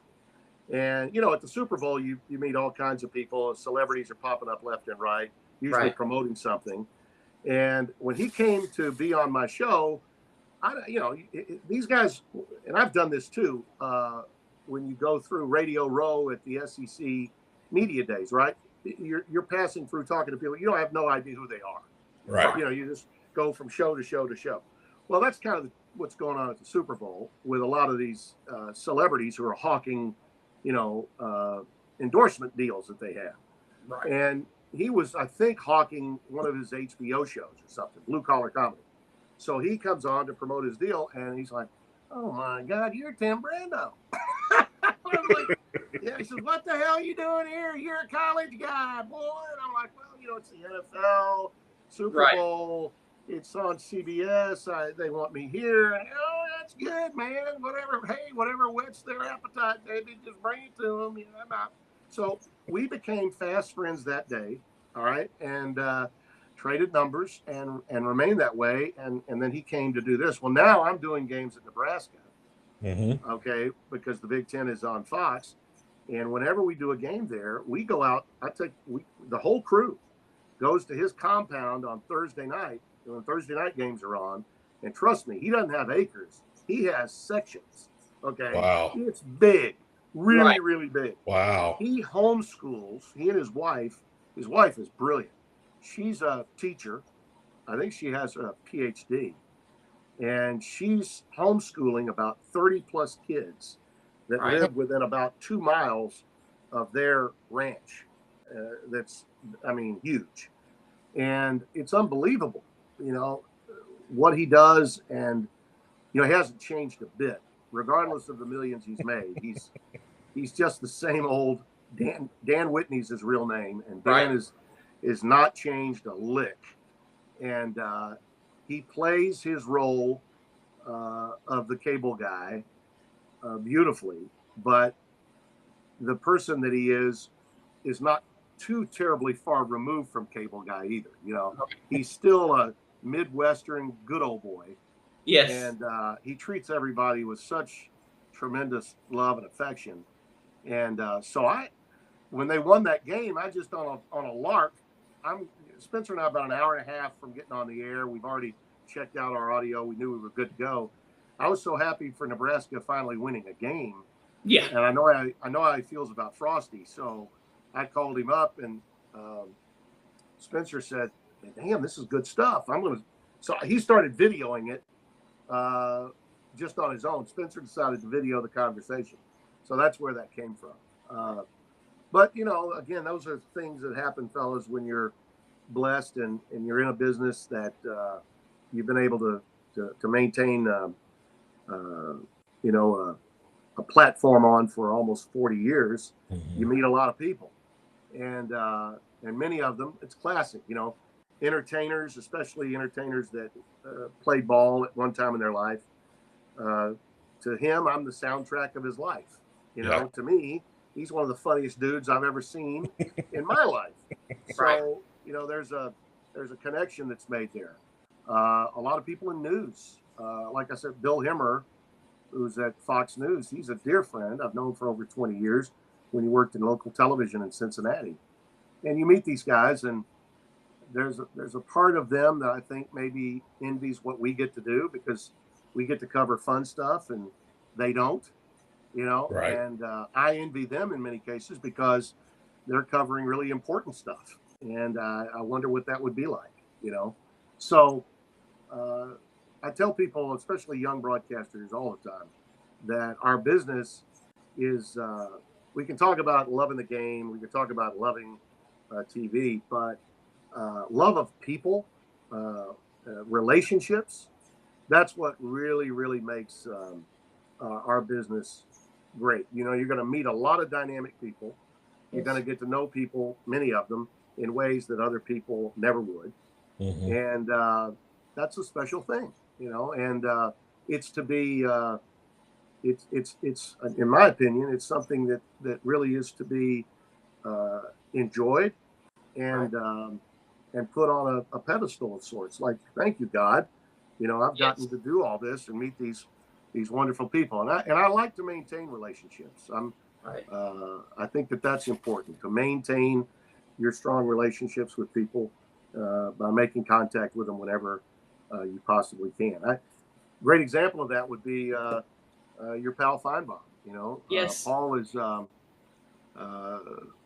has been a friend of mine for well over 30 years. I was his first guest on his radio show. Wow. In Birmingham. And people sometimes wonder because and the first thing that he ever did with me was rip me to shreds over a Phil Curry story on game day. Right. He and Philip Marshall, who was the Auburn writer at the time. Philip was in Montgomery. Paul was in Birmingham. They tarred and feathered me, and the chancellor of the school held a press conference about the story at A&M when we did that Hurricane Bowl game. In fact, I think it's one of the reasons ESPN wanted me to do the game. I was only a year off on that story. Bill left the next year after a 10-1 season to go to Kentucky. But Paul, after he got to know me, and I think Danny Sheridan probably, who did know me, set him straight on. They all thought I was from New York, some hotshot TV guy that had no clue about. No, this guy's from Louisiana. He grew up on college football. So we all got to know a lot more about each other as a result of that. And sometimes it's those little moments that bring people together, and it can start with something very negative. Like I said, it was a guillotine article. Yes. I mean, he shot as it was vintage Feinbaum from the 80s, what he did to me. But then we became fast friends. Well, Tim, thank you so much for this awesome interview. We have had a blast with you. Well, my pleasure. I know it probably went a little long, but most people would say if you make an investment in time with me, that's generally going to be the case. Right. So would you like, before we let you go, would you like to plug anything, tell people how they can find you, anything like that? Well, I suspect that the people that watch your show do know where I am in social media. And yeah, my top 10 is exactly what I think the top 10 ought to be, regardless of how you feel about it. Right. And you know, the games on Fox this week, the Heartland Trophy game, Wisconsin, it's interesting. And we've been on Big Fox all year. This will be the first Big Ten game I've done all year. COVID's been weird. Yeah. Last year, I sort of lived in the Big Ten. This year, it's been mostly Big 12. And I think the reason is because of proximity. I can drive to a lot of the locations, Waco, Fort Worth, Norman, Stillwater, which has been helpful, actually. But I did one Pac-12 game at Wazoo in lovely Pullman. Right. And I'm going to do this game at Iowa City. So excited about going back there. Now, I think the one thing that I think more that I'd like to express to everyone is I hear it often, and it means a lot to me when I hear it. People will say, gosh, we miss you in the SEC. Yeah. And don't think for one moment that I, too, don't miss the SEC because it's, I was born and raised in it. My daughters went to Ole Miss and to LSU, much to your chagrin, I'm sure, Stingray. But they're two biggest rivals in your mind. But honestly, the time that I spent through the years covering SEC sports for both ESPN and Jefferson Pilot, and that's a lot of years, were magnificent. But I went to all those places, and I didn't get into the business to be the voice of one conference. I always wanted to be the next Keith Jackson. I wanted to be the next Kurt Gowdy. And those guys were not necessarily just identified with one league. And the opportunity to be at Fox Sports, where we're covering Big 10, Pac-12, and Big 12, I've gotten to go to places that I'd only done that 1 year of CFA football at ESPN. You know, and I got to go to Penn State. I got to go to Notre Dame, called the Notre Dame game, which was a real thrill. This was before NBC had the contract, right before NBC got the contract. Wow. And that was, Rocket Ishmael and, Tony Rice. It was the year after Lou won the national title. Timmy Brown. They were playing Pitt that day. Mike Godfrey's team, they were 7-0-1. Pitt was number 9 and Notre Dame was number 1 in the country. It was amazing. But all the rest of my years calling games, besides that 1 year, were in the SEC. And so getting to go to the Big House, getting to go to the Horseshoe, getting to go to Autzen Stadium in Eugene, the Coliseum in LA, or the Rose Bowl for UCLA. I'd never done those things. Yeah. And so in a lot of ways, it's like the fountain of youth. It's something new, something I can really enjoy, and I have. So I'm having a blast where I am. And if this is where my finish line's going to be, so be it. But trust me, because I know your fan base and your viewership is in the Southeastern Conference. I miss you as much as you miss me. Right. There's nothing like Southeastern Conference sports, not just football, but basketball too. And baseball is off the charts. Absolutely. So, those years I got to do the College World Series, and Mississippi State's teams with Pokey and Skip Bertman's teams at LSU were incredible. Florida, of course, became great as well during that period of time. Those were special, years and times for me. So I'm not Benedict Arnold. I have not lost my love and affinity for the SEC whatsoever. It's just, it was a time in my life when exploring new avenues and having a fresh start was marvelous. I'm 64 years old, and I don't feel a day older than the day we started College Game Day on ESPN. And that's a lovely thing to be able to say at this stage of my life. Well, Tim, thank you so much for joining us, and hopefully we can do it again soon. And please tell Tiffany Thank you so much for setting all of this up. She has been a pleasure to work with. Well, God knows I wouldn't be able to get it done without her. I can tell you that. So, Daddy needs supervision. Well, Tim, thanks again for joining us, and please come back and be as long-winded as you want. Your stories are phenomenal, and that's what our show's about. Yeah, well, I appreciate that. Keep it up. And Stingray, if you keep looking this way, Redford's gotten way too old now to be a lead actor. He's doing these he's got these character roles now. He's right. You're taking on a Redford with the beard. It's working, man. Thank you. Looks good. Proud of you. Thank you, man. Well, I hope you guys have a very Merry Christmas if we don't talk to you before then. You got it. Take care. All right. Thank you. See you, Tim. Man, that was awesome. Yeah, Tim. I loved all of his impersonations. Yes. I never in my wildest dreams did I think we would talk about Larry the Cable Guy and Tim doing his impersonation, which was a great one at that. Yes. That was awesome. All right. Are you ready to get into our second guest of the day? Oh, absolutely. All right, so let me go ahead and pull him up here. He is a writer from ESPN, Dave Wilson. Dave, how are you doing today, sir? I'm doing good, fellas. How are you? Doing good, doing good. I hope you didn't leave the meter running in the cab with Timmy B getting long-winded there.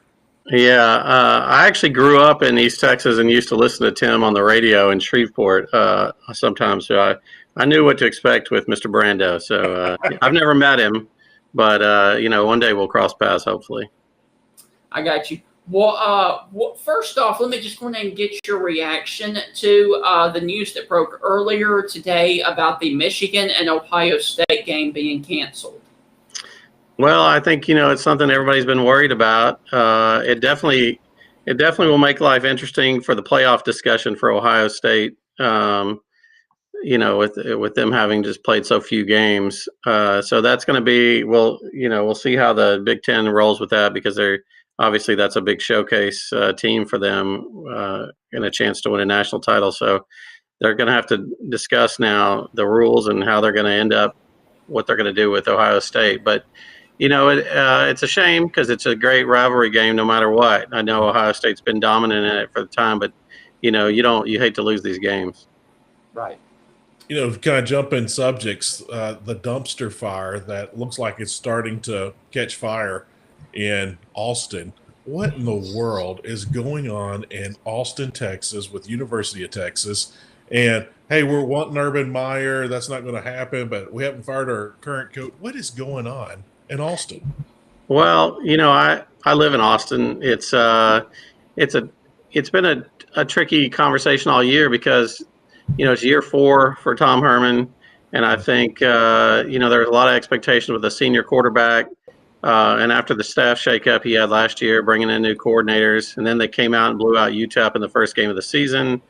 And then but the rest of the season they've just kind of defaulted back to some things that have plagued them in the Herman area, which is there's been a lot of really close games, win or lose. And then to lose to TCU and to Iowa State at home, especially on that Friday after Thanksgiving, it just people are starting to wonder if it's ever going to take shape. And I don't know. It's the Urban thing is like, Texas thought they could take a swing at Saban before they hired Herman, or before they hired Charlie Strong. Actually, they thought they could take a swing at Urban. It's Texas. I don't begrudge them for thinking that. But it just shows how hard it is actually to do that, to make a big move like that. I know A&M took a lot of heat for the Jimbo Fisher hire, but if you look back at it now and the relative, smoothness of, they just said this is who we want and they went and hired him, and that it looks pretty like that's the way to go in retrospect. Tim Brando mentioned just in the interview right before that Texas has too many billionaires with boosters there for the Longhorns. Right. Do you see that a situation being a problem for Texas? I mean, as crazy as it sounds, we all would love have billionaires as boosters at any and all universities, but Is it a problem at Texas of having too much money and too much big money and boosters wanting to have a say-so? I think it's, that's long been a knock on Texas, that, there's so many big money guys, the ego guys. I think over the last 10 years, you have seen that the athletic directors make the call. And I think that's been the case. There are boosters that are going to go out and go fishing for a coach. I know one of their regents, supposedly had lunch with Jimmy Sexton for Saban years ago. It's kind of the way it works, but I don't know. I mean, I think everyone understands that this is Chris Del Conte's position that he's in to make this decision. He's been pretty quiet for a while. I would say that in this case, one of the things that's plagued Herman is the controversy around the school song, "The Eyes of Texas," and whether or not the players should have to sing it. In that case, I don't think it's the billionaires that are the problem. I think it's the rank and file donors that in terms of a large audience start to be louder about how, hey, we don't like the way this is going. That's a really tricky situation. I don't know what the right answer is there. Right. And it's something that no matter who the coach is going to have to deal with in the next couple of years. What is something that Texas has to do to become relevant again in college football? Because it took so long for Texas to get on the big stage. And then, they kind of ran Mac Brown out as soon as things looked like they were getting just a tad bit unstable. They ran Mac Brown out of town, but they haven't been the same since. What does Texas have to do to get back on the big stage? Well, I think Ellinger himself said in a recent post-game interview, that's the $1 million question, sort of what is plaguing them. It sort of is. There's no easy answer. Some people, there haven't been as many draft picks that have come out of Texas as should have, especially with the recruiting classes they've had. Mm-hmm. So you can ask if that's a development issue or if that's a evaluation issue on the front end when they're recruiting. That's one knock that I've heard is that Texas attracts star players, so to speak, at a high school, and maybe they don't always love football as much as they should. But if that's the case, then why doesn't that happen at Alabama? They get the best players in the year after year. So I don't know what the answer is. That's the trick, right? The one thing I will say is for years they struggled with finding the right quarterback. Ellinger has been great for them. He's a great college player. He's really stabilized the position for them. They have a really strong class of quarterbacks that are in the quarterback room behind him. So, it's a matter of everything coming together at once. And for some reason, Texas has just seemed to play down to the perceived level of its competition. Now, I'm not saying, I think Iowa State's a really solid, really good team. I think TCU is always a really, really solid, well-coached team. But, Texas, on paper, it looks like those are teams that Texas should run out of the building, and they just don't. So the answer to that is that's the question that everyone's trying to answer, and no one knows. Well, let's go to your alma mater, Gig'em, Aggies. There's a lot of people out there that are still saying that this team is fool's gold and they're not really that good. What are your thoughts on how good Texas A&M has become since they were blown out early in the year at Alabama? Well, I think in that case, the interesting thing about A&M is if you watch them against Auburn this weekend, I think that's Auburn's only home loss of the season. Yes. A&M rushed for 313 yards against them. It was a really solid, just workmanlike effort.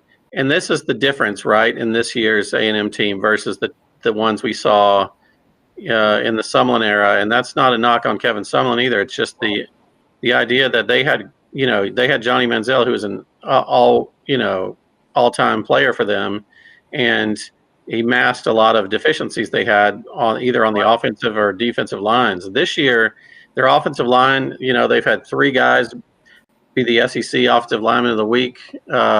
3 different players. They've had, their defensive line, I think, is their second in the league in rushing yards allowed, I believe. And they were the last time I looked. They're just really solid up front on both lines, and that's the difference. This is a actual tough, determined, physical team that can actually get up and line up and just play what they want to play against you. And that hasn't been the case in recent years. So, they're not flashy. I think Mond is, still has his moments where, against LSU, he looked a little off, but I think they all looked a little off. The weather wasn't great, but the defense looked spectacular in that game. And they don't have to be perfect anymore. They can just be a solid team. And so that's been the one thing that I've noticed this year is that they actually are just a solid physical team that they haven't always been that. And it took a while to get up to speed and especially on the lines to do that. I'm glad you brought that up, Dave. Is this an end of a talent cycle for Jimbo Fisher there at A&M? Because it looks like he's been playing these guys for a while. I think Kellen Mond's been there. I think this is his 17th season. Is that correct? 17th or 18th season? I think he signed his letter of intent when Cheryl was there. But with that being said, are we getting to the end of a talent cycle? Because next year's team looks extremely young for Jimbo there at A&M. I mean, that's been one of the things that's been so impressive, though, is a lot of the freshmen that have made contributions this year. I mean, their last two recruiting classes, they feel like they just didn't miss.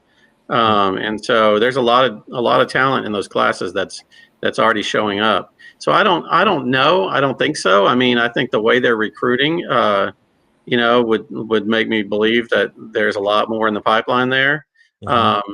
There's still, to me, one of the places that they've struggled this year is at wide receiver, and that's why I think Mond has sometimes not looked great. Weidermeyer, the tight end, has been really good, but and Ananias Smith and Spiller can both catch really well out of the backfield, and now they're working in Devin Achane, who's been really, he had 99 yards against Auburn on like 9 carries, and he's a freshman, and he can catch the ball too. So, they've been able to mask that. They had some couple of injuries, and they had Jamon Osmond opted out.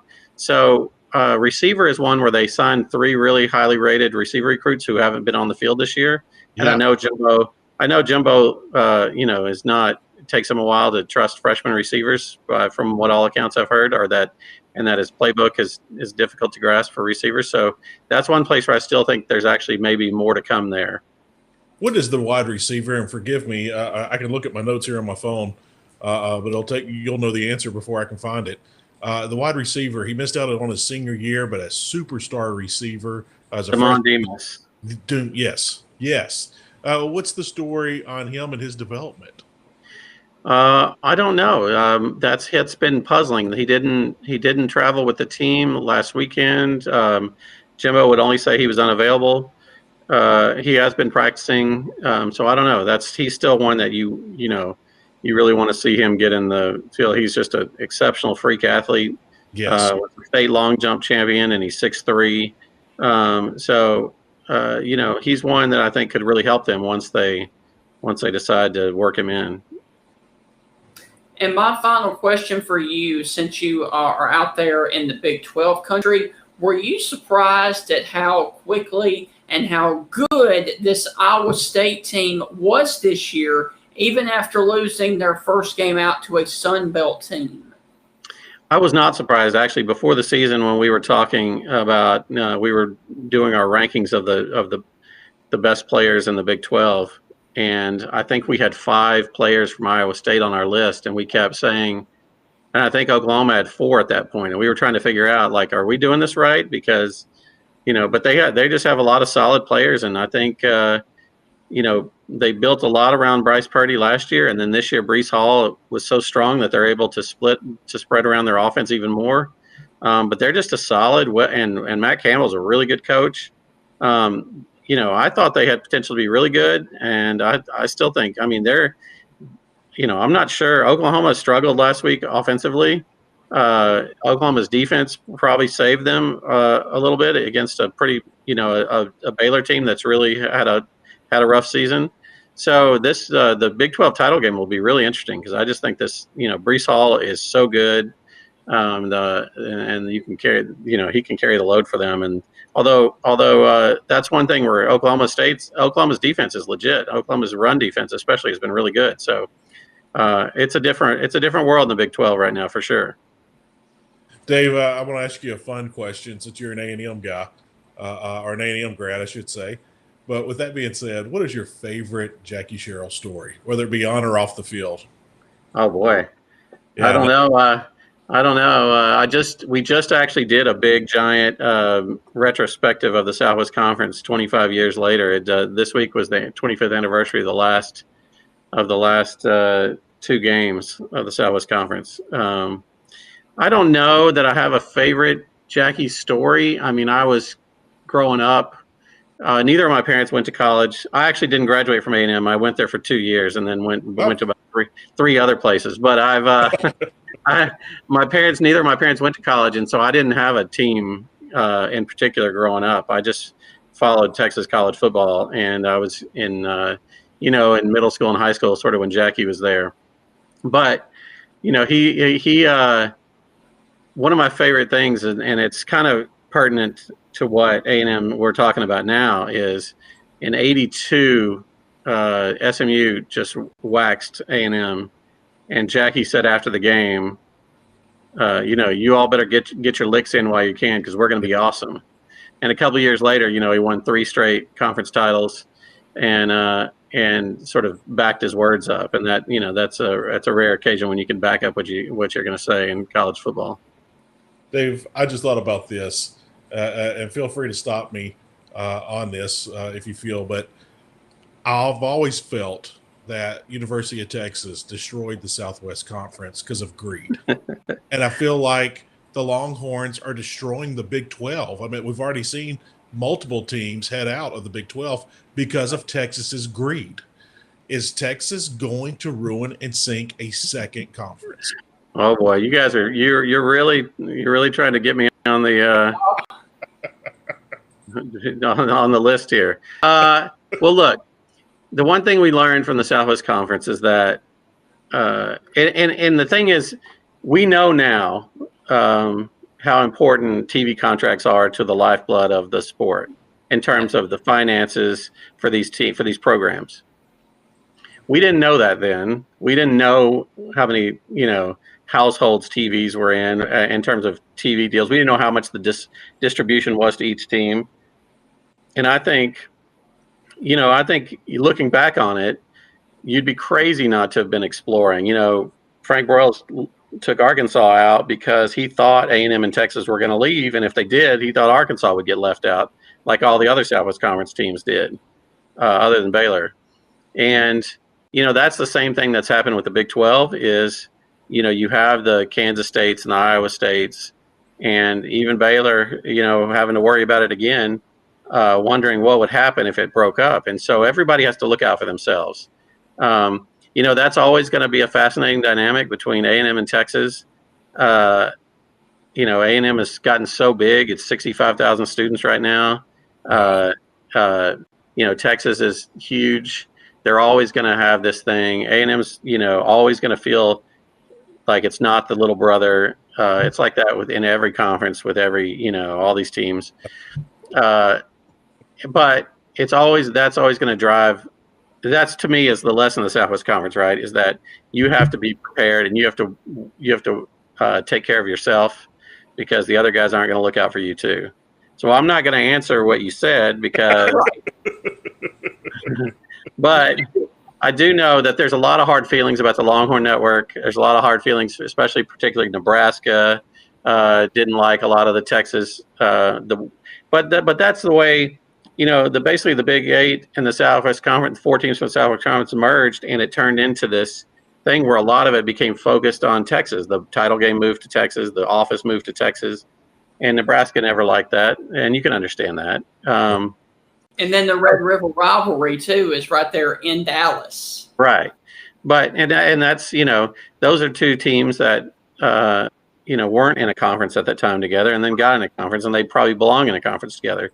So I don't know. I feel like for now, for the big schools, it's worked out the way it should. But DeLoss Dodds, who was sort of the architect of Texas, and DeLoss, thinks a lot of Texas, and he likes to talk about how we don't keep up with the Joneses. We are the Joneses. He said that before,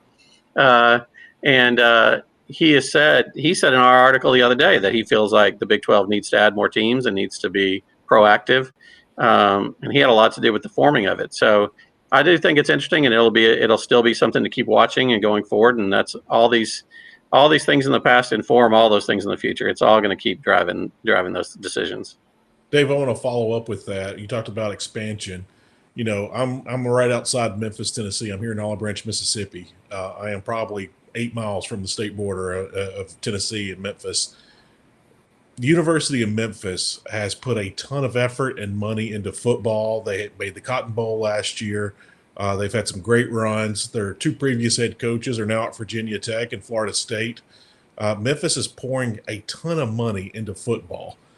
Will Memphis get a look from the Big 12? Because I think that is something that would just be a great fit for both that TV market, and the Big 12 can kind of stick it to the SEC a little bit. Like, we're right in the middle of your market, and we've got a team in that, hey, the Liberty Bowl is going to go to the Big 12 if they choose to take Memphis. Wherever Memphis goes, the Liberty Bowl is going to follow, and they've got a phenomenal basketball program to go with it, and FedEx money with a huge booster that will be giving money to the conference like crazy in sponsorships.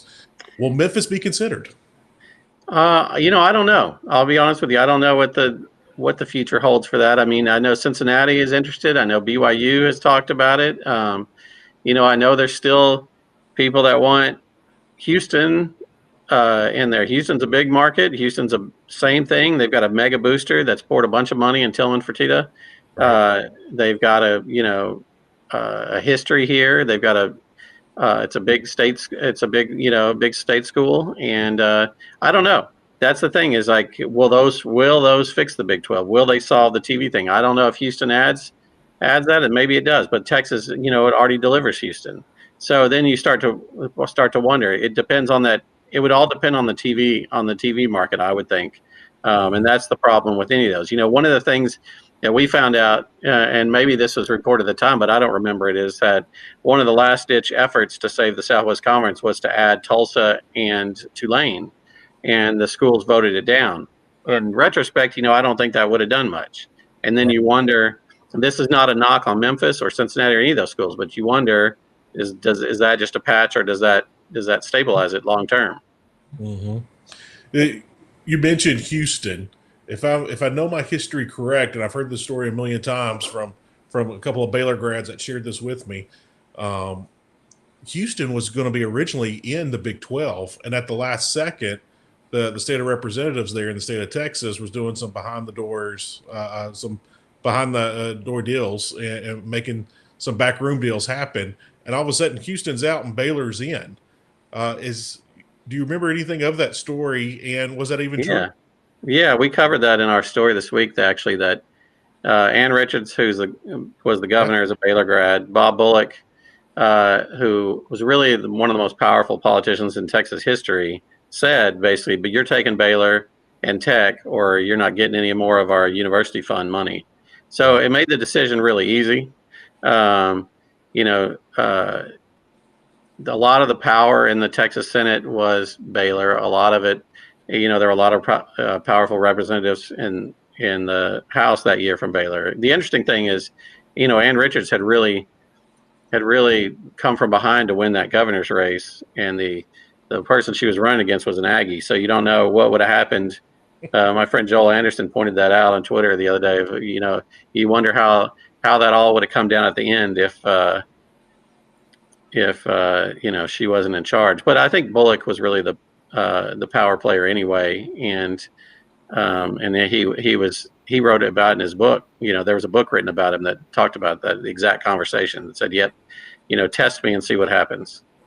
And that permanent university fund is a big deal to the A&M in Texas, so they don't mess around with that. But there was A&M was really close to going to SEC, and at that point, 91. R.C. Slocum actually went out and negotiated or talked to Roy Kramer himself, and was working out the deal. And then the SEC said, "Yeah, we'd be interested," and then came back, and then the same thing that happened to them as with taking Baylor instead of Houston. They basically said, "You guys aren't going. You guys are staying together, and you're taking Tech and Baylor."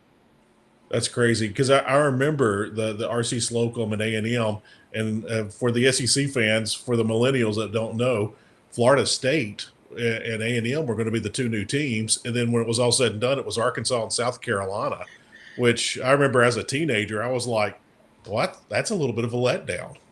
But yeah, there were actually there was a bigger deal with A&M Texas, Arkansas, Florida State, and Miami, and South Carolina, I believe.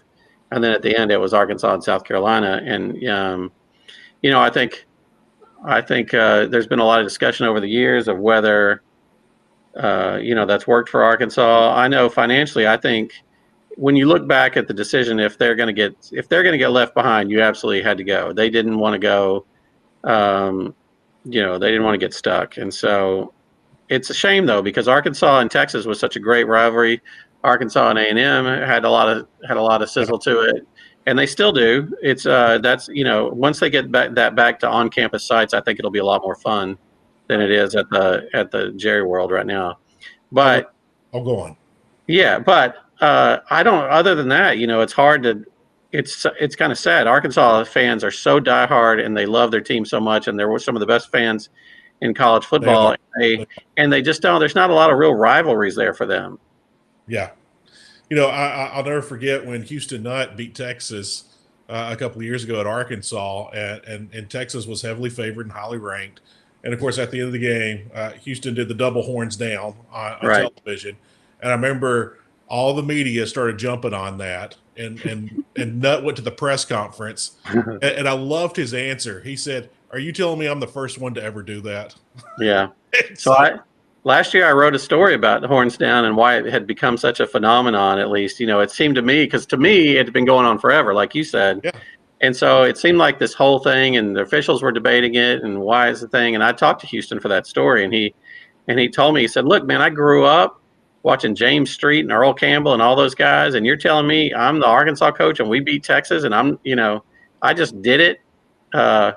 But yeah, he said Mac Brown wasn't a big fan of it, and talked to him afterward and told him he didn't appreciate it. And so he said, it hit him. He's like, "Oh, I didn't really, he didn't really think about it, but it was a big deal." And I talked to him for this story, and he brought it up again, talking about the Texas and what a big deal they were. And so, yeah, it was, college football is better with those rivalries. I know a lot of people complain and say A&M and Texas shouldn't play, because A&M fans say they shouldn't give Texas another game because Texas' schedule isn't as good as or tough as theirs, and Texas fans say, the Aggies left and they shouldn't do it. But like last I checked, this is a game for the fans, and it's so much better when these rivalries exist, and the posturing and everything, and you say you don't, we already play the SEC West. That's a tough schedule. Well, LSU beat however many top 10 teams last year and won a national championship. If you're good enough, you're going to win. So, but I understand. I do get it. I just wish it wasn't that way, because I think it's just so much better when that Thanksgiving Day or the day after were just, that was such a big deal, and I miss that a lot. Well, Dave, thank you so much for your time of joining us today. And real quick, I would like for you to tell people how they can find you and where they can go to read that Southwest Conference story if they would like to.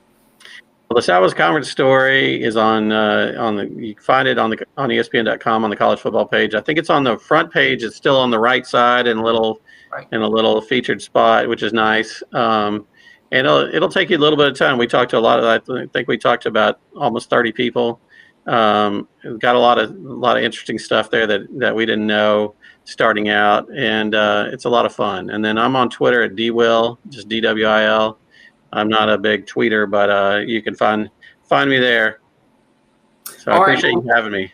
Yes, sir. Thank you so much for your time. And if we don't talk to you before then, Merry Christmas. And Dave, please come back on the show again. I thoroughly enjoyed your Southwest Conference stories. And next time I will have many more questions. So all right. I look forward to our next meeting, brother. All right. Yes, sir. We'll see you then. All right. Well, man, I got to tell you what, this one has been a long show. We just went over 2 hours. That's a little bit of a shocker. Well, actually, it's not a shocker at all. Timmy B, if we were fishing Yes. Timmy B would still be telling us stories, and I would still be tickled to death to hear them all. So, Right. and Dave, I did not know. I know Dave was the last second guest that we brought on, and so I wasn't able to prepare for Dave as we had someone else scheduled. But I am heavily looking forward to reading that article, and I will post that article on the Facebook page here of the Stingray Show. Now, I don't know, since we were so long-winded, if Anthony is still here with us, but did you happen to see his comment? I did see that. So, and I'm not going to convince him. I believe he's right. So, man, we really want to thank you for giving us compliments like that, and for all the viewers who do watch and come and go and all that. We would love your feedback, what you love, what you don't like, and let us know how we're doing on the show, because we can only get better if you tell us what we need to do better. Right, Heath? Absolutely. And Anthony, I reached out. Anthony reached out, and I just noticed it last night. I believe it was last night, and I replied to it that we both, me and you both, Stephen, predicted the Missouri-Arkansas game wrong. So, Anthony, for you and all the Mizzou fans, M-I-Z. Z-O-U, my friend, and we will get to that game and more games on Friday. But I think we've outstayed our welcome today. So without that, we will go ahead and sign off on this edition of the Stingray Show. Do you have anything else you would like to add before we go? Oh, wow, I thought we were gone. Yeah, actually, I do want to add something. I want to give a shout out to Ray Chaney out in Las Vegas. Ray sending me a little bit of swag, Stephen. Oh, so, that's awesome. Yeah. Ray sent me a message the other night, and we chatted very briefly, but Ray's also a fan of the show, and I've been looking forward to having Ray back on. I was a little disappointed that the Las Vegas Bowl got canceled. I know that's not Ray's call, but I got a feeling Ray's got some insight on that, and when we get ready to do our bowl show, I want to bring Ray back on, and we'll talk a little bit about the Las Vegas Bowl and what decisions were made to cancel it during this crazy pandemic. And by the way, I don't know if you saw this or not, but the huge matchup for the Mountain West Conference this weekend, Nevada, San Jose State, has now been relocated to Vegas. Wow, I did not know that. Yes, so the huge Nevada-San Jose State game, one team has only one loss. The other team is undefeated, will now be played in Vegas. That's a bowl game, Stephen. Yes. That's huge. I'm looking forward to that. And Anthony, I see it. Yes, our interview with Timmy B, that was gold, brother. Yes. Timmy B, I have worked with Tim Brando multiple times. I first did it as a college student. I was on the sidelines with Jefferson Pilot Sports and worked with him a couple of times. He was doing the play-by-play. I was helping out the sideline reporter, and been a part of that television crew multiple times during my college days. So it was fun to see Timmy B. I actually had some questions from the first 2 or 3 times I worked with him about those games, because there were some fun games in there. But Tim's stories were so great. I would sit there and listen to any Steve Spurrier or Lou Holtz story that he had. And hey, props to Timmy B. I gave him the option of either or. And he did both. With Steve Spurrier or Lou Holtz, he went with both. So props to our guest Timmy B, and also to Dave Wilson. Dave had so much insight. I wanted to talk to him more, and we will definitely have him on here in the next couple of weeks. And by the way, this guy is a good friend. I talk to him quite often on Facebook, and he is an avid watcher of the show. And we have not talked about Ohio State yet. We just broke the news off the top of the show. We asked Tim Brando about it, but we will get more into that question on the Friday edition of the show. All right, man. Well, that's going to do it for this edition of the Stingray Show. We do apologize that we went over 2 hours, but we do thank you guys for staying here with us. So if we weren't doing something right, nobody would watch, right, Heath? That's right, Stephen.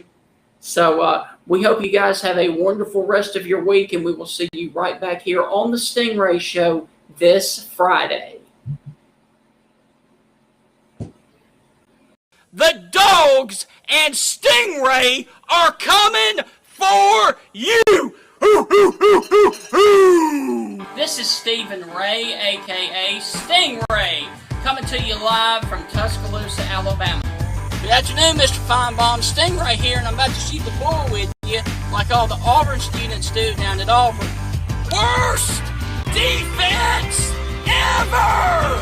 So without further ado, here is the biggest